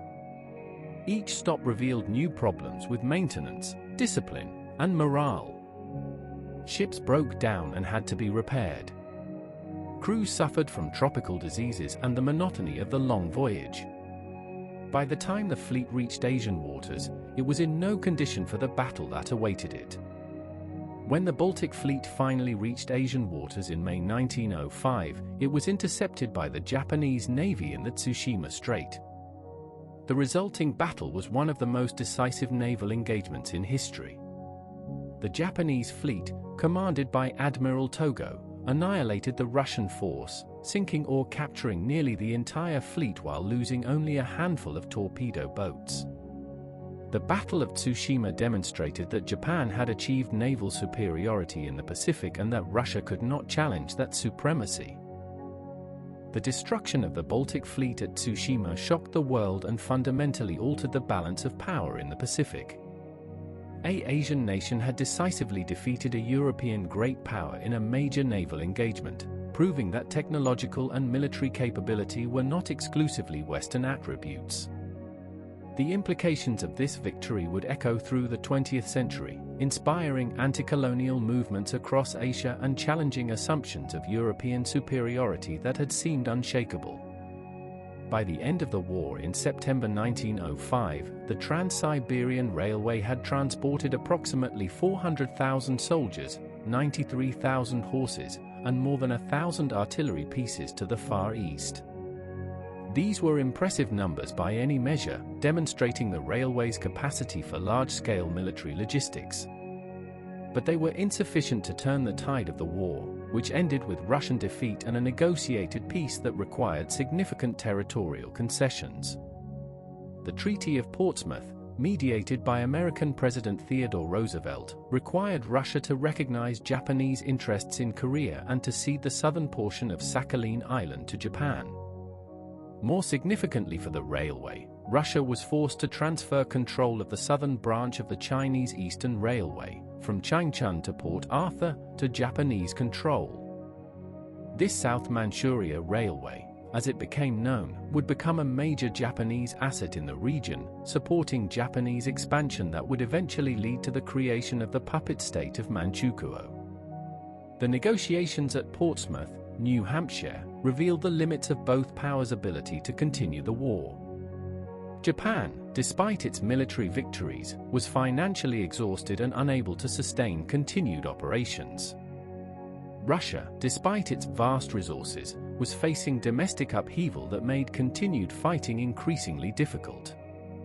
The compromise peace satisfied neither side fully, leaving grievances that would fester for decades. The Russo-Japanese War had demonstrated both the importance of the Trans Siberian Railway and its limitations. The railway had made it possible to fight a major war thousands of kilometers from Russia's population centers, something that would have been completely impossible a generation earlier. But the railway's limited capacity had prevented Russia from bringing its full strength to bear, contributing to a defeat that humiliated the empire and contributed to the revolutionary unrest of 1905. The defeat in the Far East triggered upheaval at home. Russian workers and peasants, already suffering from economic hardships and political repression, rose up against the Tsarist regime. Strikes paralyzed the cities, peasants seized land from landlords, and even soldiers and sailors mutinied against their officers. The revolution of 1905 forced Tsar Nicholas II to grant a constitution and establish a representative assembly, the Duma, though these concessions would prove limited in practice. The revolutionary events of 1905 transformed Russian political life in ways that would have consequences extending far beyond that tumultuous year. The manifesto issued by Nicholas II in October 1905 promised civil liberties, expanded voting rights, and a legislative assembly with real powers. These promises were only partially fulfilled, as the government worked to limit the Duma's authority and restrict political activity. But the political landscape had shifted fundamentally, and the absolutism that had characterized Russian governance for centuries could never be fully restored. The railway workers themselves played a significant role in the revolutionary events of 1905. Their strategic position controlling the empire's transportation network gave them enormous leverage, and railway strikes could paralyze the economy and prevent the movement of troops needed to suppress unrest elsewhere. The railway workers' unions became centers of radical political activity, their members receptive to socialist ideas that promised better conditions for working people.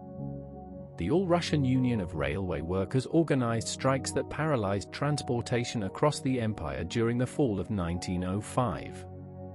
For several weeks, the railway network that had taken years and billions of rubles to build stood largely idle, its workers refusing to operate trains until their demands were met. The government eventually suppressed the strikes through a combination of concessions and coercion, but the events demonstrated the political power that railway workers could exercise. The lessons of the war were clear to Russian planners. The Trans Siberian Railway needed to be upgraded and expanded. The reliance on the Chinese Eastern Railway, which passed through foreign territory and was now partially in Japanese hands, was a strategic liability that had to be addressed. Russia needed an all-Russian route to the Pacific, one that could not be cut by foreign interference or threatened by military operations on foreign soil. The solution was the Amur Railway, a line that would complete the original planned route through Russian territory, connecting the Trans-Baikal region to Vladivostok without crossing Chinese Manchuria. This route had been surveyed in the 1890s but had been deferred in favor of the shorter Chinese Eastern Railway. Now, in the aftermath of military defeat, the Amur Railway became a strategic priority. The Amur Railway project was approved in April 1908 with the strong support of Prime Minister Pyotr Stolypin. Stolypin recognized that completing an all-Russian route to the Pacific was essential for both strategic security and economic development. He secured funding for the project despite the fiscal constraints imposed by the costs of the recent war and the revolutionary disturbances that had followed. Stolypin's support for the Amur Railway reflected his broader vision for Russian development. He believed that the key to Russia's future lay in agricultural reform that would create a class of prosperous peasant farmers, and in industrial development that would strengthen the Russian economy. The Amur Railway would contribute to both goals by opening new lands for settlement and by providing transportation infrastructure for economic growth. The Prime Minister's agrarian reforms, which allowed peasants to consolidate their land holdings and leave the traditional village commune, were closely connected to his vision for Siberian development. Peasant families who took advantage of the reforms could seek new opportunities in Siberia, where land was plentiful and the railway made settlement practical. Stolypin saw the railway and agricultural reform as complementary policies that would together transform Russian society. Stolypin himself traveled along portions of the Trans Siberian Railway in 1910, inspecting the progress of construction and the conditions of settlers in the region. His observations convinced him that Siberian development was proceeding successfully and that the investments in railway construction were paying dividends. Sadly, Stolypin would not live to see the railway completed. He was assassinated in Kiev in 1911, shot by a revolutionary during a performance at the city's opera house. Construction of the Amur Railway began in 1907 and would continue until 1916. The project was divided into two sections. The western section ran from Kwenga, on the existing Trans-Baikal line, to Khabarovsk on the Amur River. The eastern section continued from Khabarovsk to Vladivostok, completing the all-Russian route to the Pacific. The total length of the new line exceeded 2,000 kilometers, making it one of the largest railway construction projects in the world at that time. The Amur Railway presented construction challenges comparable to those encountered on the original Trans-Siberian route. Much of the territory was covered with permafrost, requiring special engineering techniques to prevent the track from shifting as the ground froze and thawed. The terrain was often mountainous, requiring numerous tunnels and bridges. The workforce, numbering more than 54,000 at its peak, faced the same hardships of climate and isolation that had challenged earlier generations of railway builders.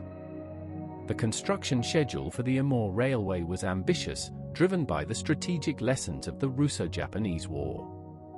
Russian military planners understood that any future conflict in the Far East would require rapid movement of troops and supplies along the all-Russian route.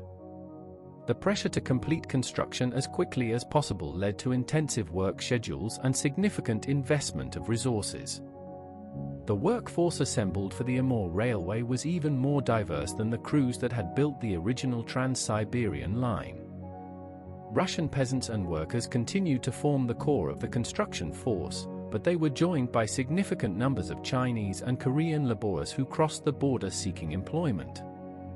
Some construction camps included workers speaking half a dozen different languages, creating challenges for coordination and communication. The living conditions in Amur Railway construction camps were marginally improved over those of the earlier construction period, reflecting both lessons learned and increased attention to worker welfare.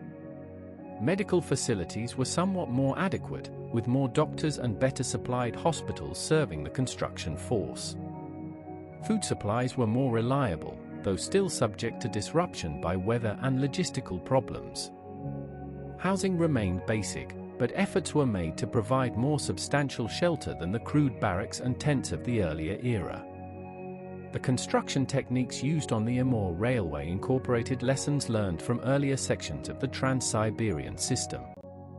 Engineers developed improved methods for building on permafrost, including insulated tunnels that prevented heat from thawing the surrounding frozen ground.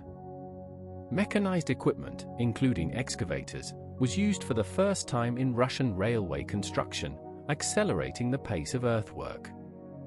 Heated concrete techniques allowed construction to continue during winter months, when low temperatures would normally have halted work.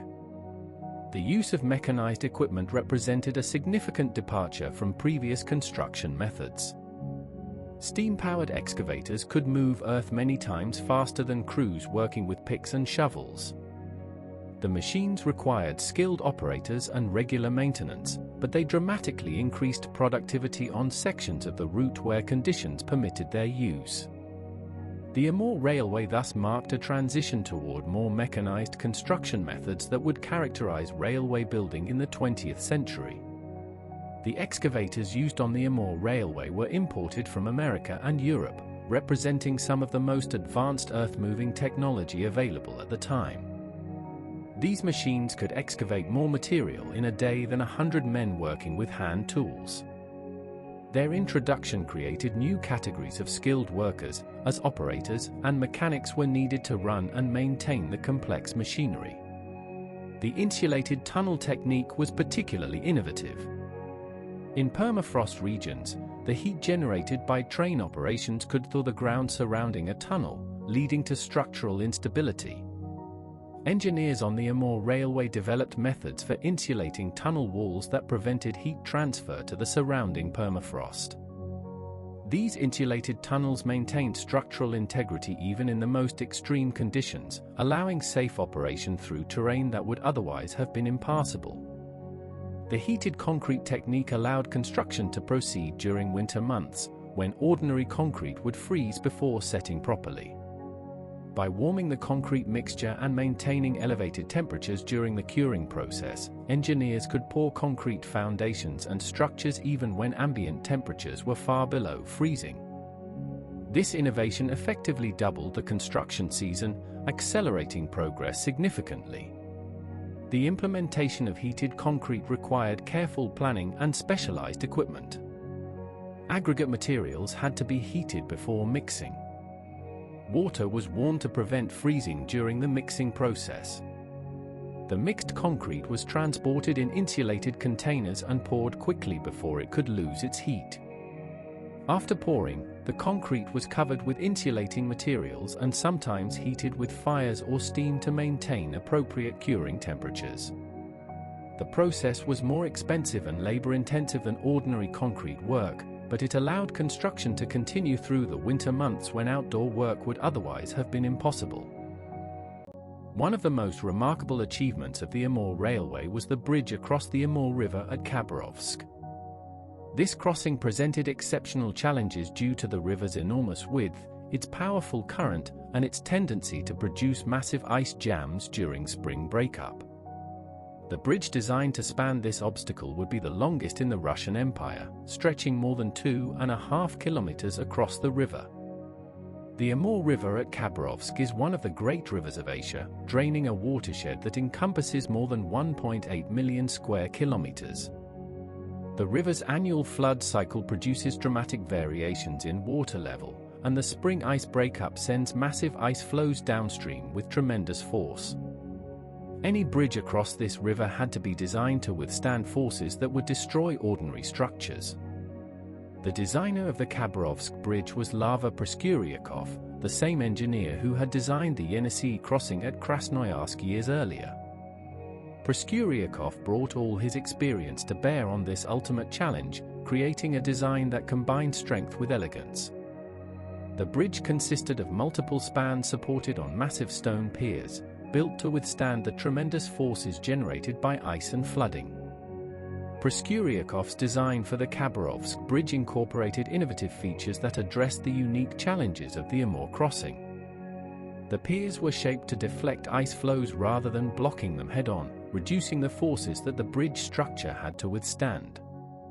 The spans were designed with sufficient flexibility to accommodate the thermal expansion and contraction caused by extreme temperature variations. The entire structure was built with generous safety margins that ensured it would survive even the most severe conditions. Construction of the Khabarovsk bridge began in July 1913, with a budget of 13.5 million rubles. The work proceeded rapidly despite the logistical challenges of operating in such a remote location.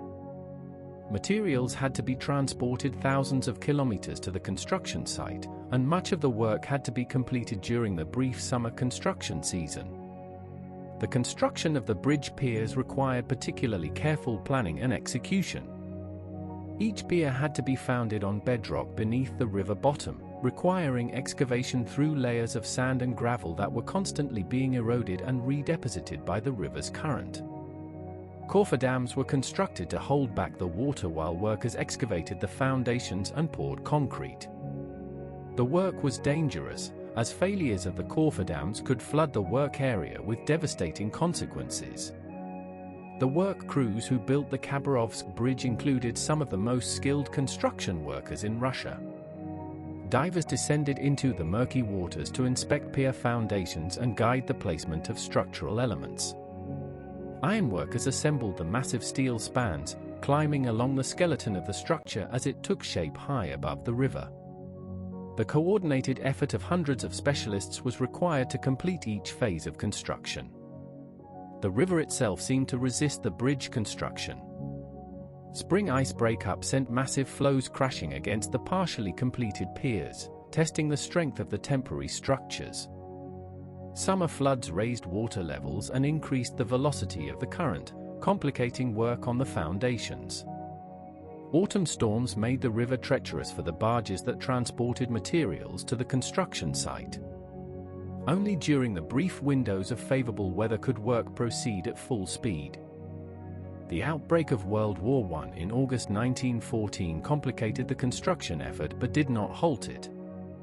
Russia's attention and resources were increasingly devoted to the war in Europe, but the strategic importance of completing the Trans Siberian route remained clear. However, the war did cause significant delays when a German cruiser, the Emden, sank a ship carrying bridge sections from Europe to the construction site.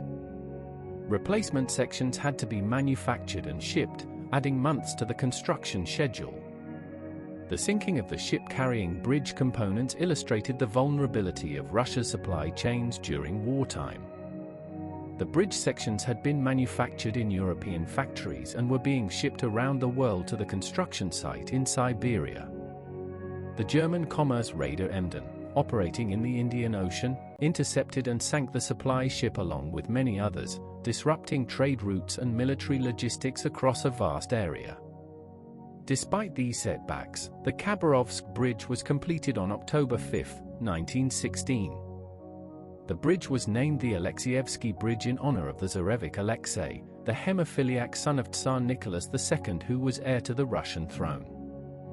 The completion of the bridge marked the effective completion of the Trans Siberian Railway, providing for the first time a continuous rail route through Russian territory from Moscow to Vladivostok. The opening ceremony for the Alexeyevsky Bridge was a modest affair compared to the elaborate celebrations that had marked earlier railway milestones. The war dominated all attention and resources, and the ceremonies that might have been appropriate for such a significant achievement seemed out of place when millions of Russian soldiers were fighting and dying on the European front. Nevertheless, the completion of the bridge represented a genuine triumph, the culmination of 25 years of construction effort. The total cost of the Amur Railway exceeded 250 million rubles, a sum that strained Russia's finances during the war years. Combined with the costs of the original Trans-Siberian construction and the various upgrades and improvements made over the years, the railway represented one of the largest investments in infrastructure that any nation had ever undertaken. To put this expenditure in perspective, the total cost of the Trans-Siberian Railway system, including all its branches and the Amur Railway, exceeded 1.5 billion rubles by the time of completion. This was more than the annual budget of the entire Russian Empire during the early years of construction.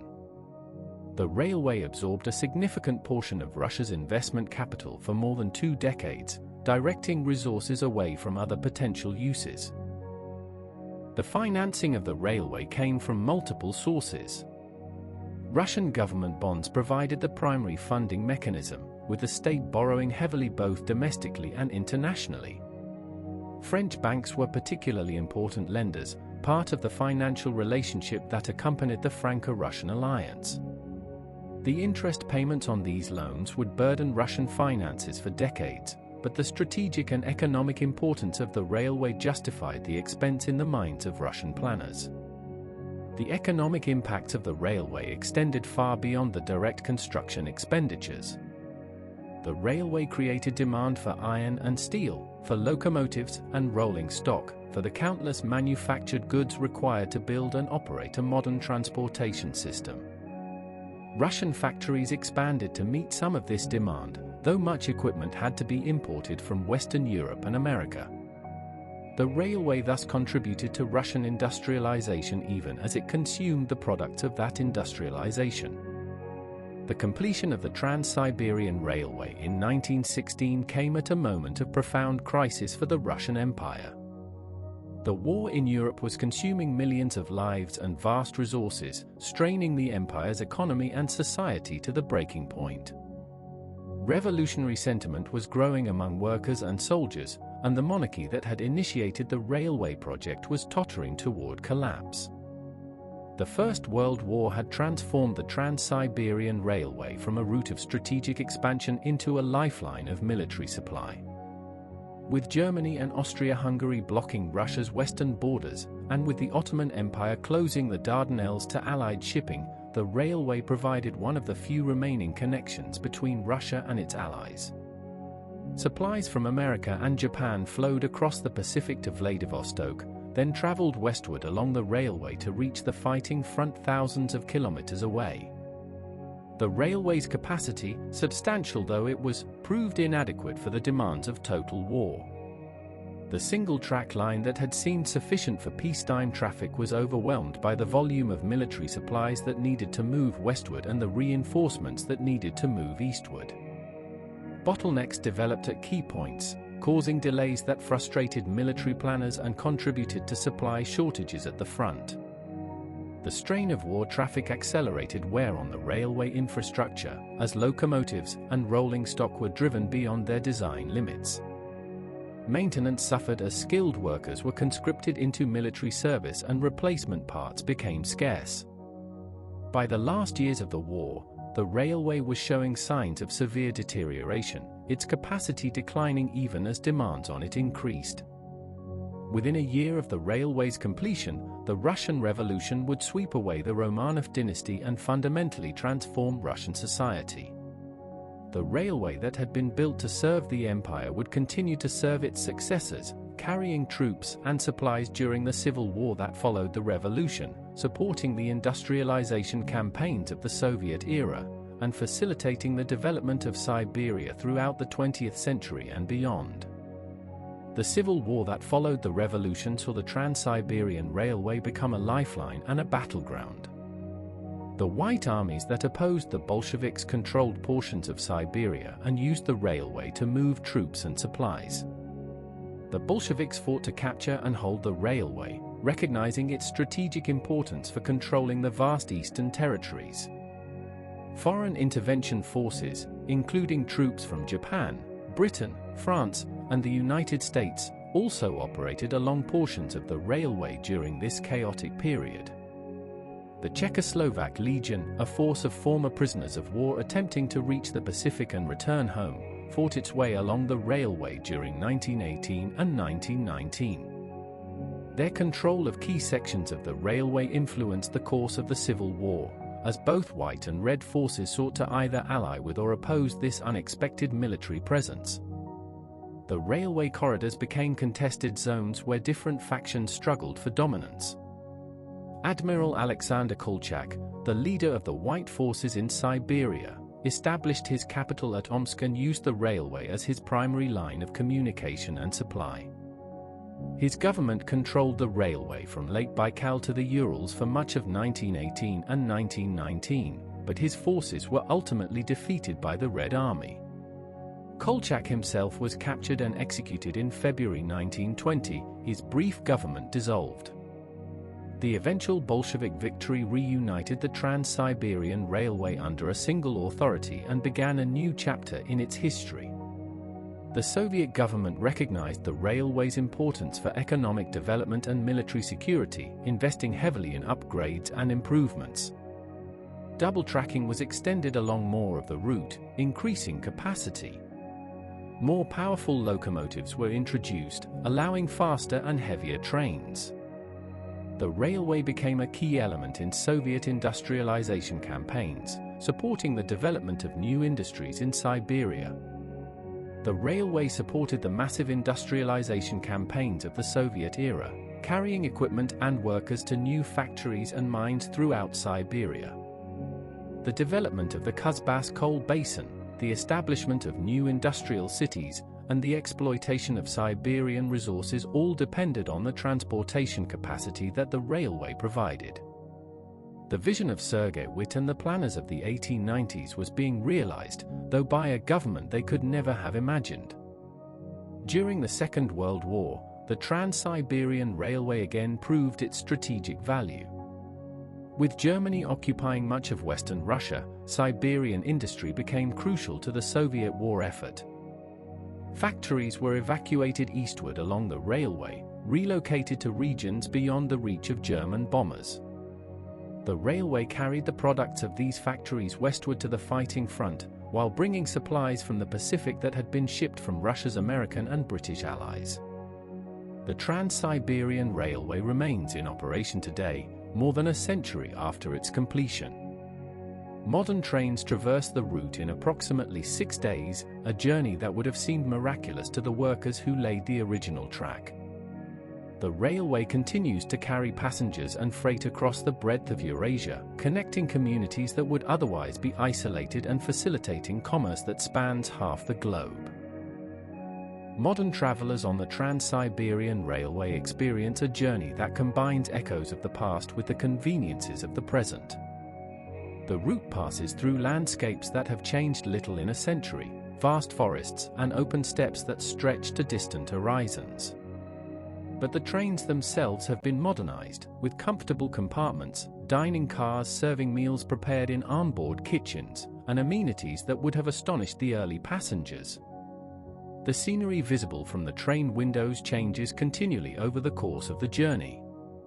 The Ural Mountains mark the boundary between Europe and Asia, their forested slopes giving way to the vast West Siberian plain beyond. Industrial cities alternate with rural landscapes, their factories and apartment blocks visible briefly before giving way again to open country. Lake Baikal appears, its waters reflecting the sky, ancient and immense and eerily beautiful. The legacy of the Trans-Siberian Railway extends far beyond transportation. The railway transformed Siberia from a wilderness of exile into a developed region supporting millions of people. It demonstrated that large-scale infrastructure projects could overcome seemingly impossible obstacles through sustained effort and engineering innovation. It established patterns of state-led development that would characterize Russian and Soviet policy for generations to come. The human cost of this achievement can never be fully calculated. Thousands of workers died during construction, their names unrecorded and their graves unmarked. Countless more suffered injuries, illness, and hardship that shortened their lives or diminished their health. Indigenous communities were displaced and traditional ways of life disrupted. The environmental impact of railway construction and the development it facilitated altered ecosystems across the entire region. The workers who died during construction came from many different backgrounds and circumstances. Some were Russian peasants who had traveled thousands of kilometers seeking work, only to succumb to disease or accident far from their families. Others were convicts whose sentences brought them to the railway camps, where harsh conditions claimed many lives. Chinese workers, having crossed the border in search of wages, died far from their homeland, their graves often unmarked and their deaths unreported to families who never learned their fate. The diseases that killed railway workers were varied and often preventable with better medical care and sanitation. Cholera epidemics swept through construction camps where water sources were contaminated by human waste. Typhus spread through crowded barracks where workers slept in close proximity. Scurvy afflicted those whose diets lacked fresh vegetables during the long Siberian winters. Pneumonia and tuberculosis claimed those weakened by malnutrition and exhaustion. Accidents took a heavy toll as well. Workers fell from bridges and embankments, were crushed by falling rock or timber, were caught in machinery, or were killed by premature explosions of the dynamite used to blast through rock formations. The dangerous work continued regardless of weather conditions, and the pressure to maintain construction schedules sometimes led to shortcuts that increased the risk of accidents. The official statistics of deaths during construction are incomplete and almost certainly undercount the actual toll. Many deaths went unreported, particularly among convict laborers and foreign workers whose documentation was minimal. Bodies were sometimes buried in unmarked graves near construction sites, their identities lost forever. The true human cost of building the Trans Siberian Railway will never be known with certainty. The indigenous peoples of Siberia experienced the railway's impact in complex and often painful ways. The railway brought dramatic changes to regions that had maintained traditional ways of life for centuries. The influx of settlers along the railway corridor displaced indigenous communities from their ancestral territories. Traditional hunting grounds were disrupted by the noise and activity of railway operations. The diseases brought by newcomers devastated populations with no immunity to European illnesses. Some indigenous communities found ways to adapt to the changed circumstances, integrating aspects of the new economy while maintaining elements of their traditional cultures. Others suffered devastating population decline and cultural disruption from which they have never fully recovered. The railway brought modernity to Siberia, but the costs of that modernization fell disproportionately on those who had lived there longest. Yet the Trans Siberian Railway also created opportunities and connections that had never before existed. Settlers built new lives in communities along the railway corridor. Merchants traded goods across distances that had previously been impassable. Families separated by thousands of kilometers could now visit each other, exchanging news and maintaining bonds that isolation would have severed. The railway brought Siberia into the modern world, with all the benefits and costs that modernization entails. The millions of settlers who traveled to Siberia along the railway transformed the demographic and social character of the region. They established farms and villages, churches and schools, creating communities that replicated familiar patterns of Russian life in unfamiliar territory. Many succeeded in building prosperous lives in their new homes, while others struggled with the challenges of frontier life and eventually returned to their places of origin. The railway enabled a transformation of Siberian agriculture that fed millions of people. The fertile black earth soils of southwestern Siberia, once too remote for commercial agriculture, became major grain-producing regions. Siberian wheat traveled westward along the railway to feed the populations of European Russia and to be exported abroad. The agricultural development that followed the railway was one of the largest expansions of cultivated land in human history. As you drift towards sleep tonight, perhaps you can imagine the sound of that great train moving through the darkness. The rhythmic click of wheels on rails, the distant whistle announcing the approach to some small station, the gentle swaying of the carriage as it rounds a curve. Across the frozen wilderness the train travels, carrying its sleeping passengers through the night, following the iron road that generations of workers labored to build. The Trans Siberian Railway stands as a testament to human determination and ingenuity, a reminder that obstacles which seem insurmountable can be overcome through sustained effort and collective will. It is a story of emperors and engineers, of workers and settlers, of conflict and cooperation, spanning decades of effort and thousands of kilometers of track. And it is a story that continues today, as trains still travel the route that was completed more than a century ago.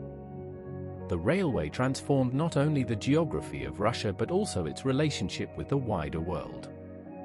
Before the Trans Siberian Railway, the Russian Far East was effectively isolated, accessible only through months of overland travel or by long sea voyages around the southern coasts of Asia. The railway made it possible to reach Vladivostok from Moscow in 2 weeks, connecting Russia's Pacific territories to the heart of the empire in ways that fundamentally altered strategic calculations and economic possibilities. The impact of the railway on international politics was profound and lasting. The ability to move troops and supplies rapidly across the breadth of Asia made Russia a true Pacific power, capable of projecting influence in regions that had previously been beyond its effective reach.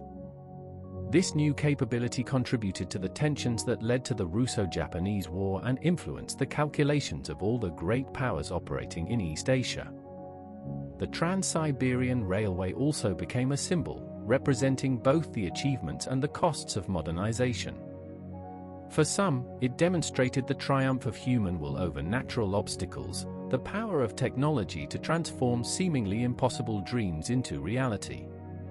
For others, it represented the costs of progress, the lives lost and communities disrupted in the pursuit of grand visions conceived in distant capitals. The journey across Siberia takes several days even by modern train, long enough for travelers to watch the landscape transform outside their windows. The Ural Mountains give way to the West Siberian Plain, then to the taiga forests of central Siberia. Lake Baikal appears, ancient and immense, its waters reflecting the sky. The mountains of the Trans-Baikal rise and fall, and finally the Pacific shore comes into view, the eastern terminus of the longest railway journey on Earth. Each kilometer of that journey represents the labor of workers who came before, who laid track and drove spikes, who built bridges and carved tunnels through solid rock. Their individual stories have mostly been lost to history, but their collective achievement endures in the railway they built. The Trans Siberian Railway is their monument, a ribbon of steel stretching across the sleeping land that they helped to awaken. The night is quiet now, and the train moves steadily eastward through the darkness. The passengers sleep in their compartments, rocked gently by the motion of the carriage. Outside, the stars wheel overhead, the same stars that shone down on the construction camps more than a century ago. The wilderness stretches away on every side, vast and ancient and enduring. If this journey through history has helped you find peace tonight, consider liking this video or subscribing to Sleep Orion. Your support helps others discover these gentle explorations of the past, these stories that carry us towards sleep. Every like and subscription makes it possible to continue creating these journeys for you. Until next time, rest well, sleep deeply, and may your dreams carry you across landscapes as vast and wonder-filled as the great Siberian wilderness. the Trans Siberian Railway has reached its destination, and so have you, drifting gently into the peaceful territory of sleep.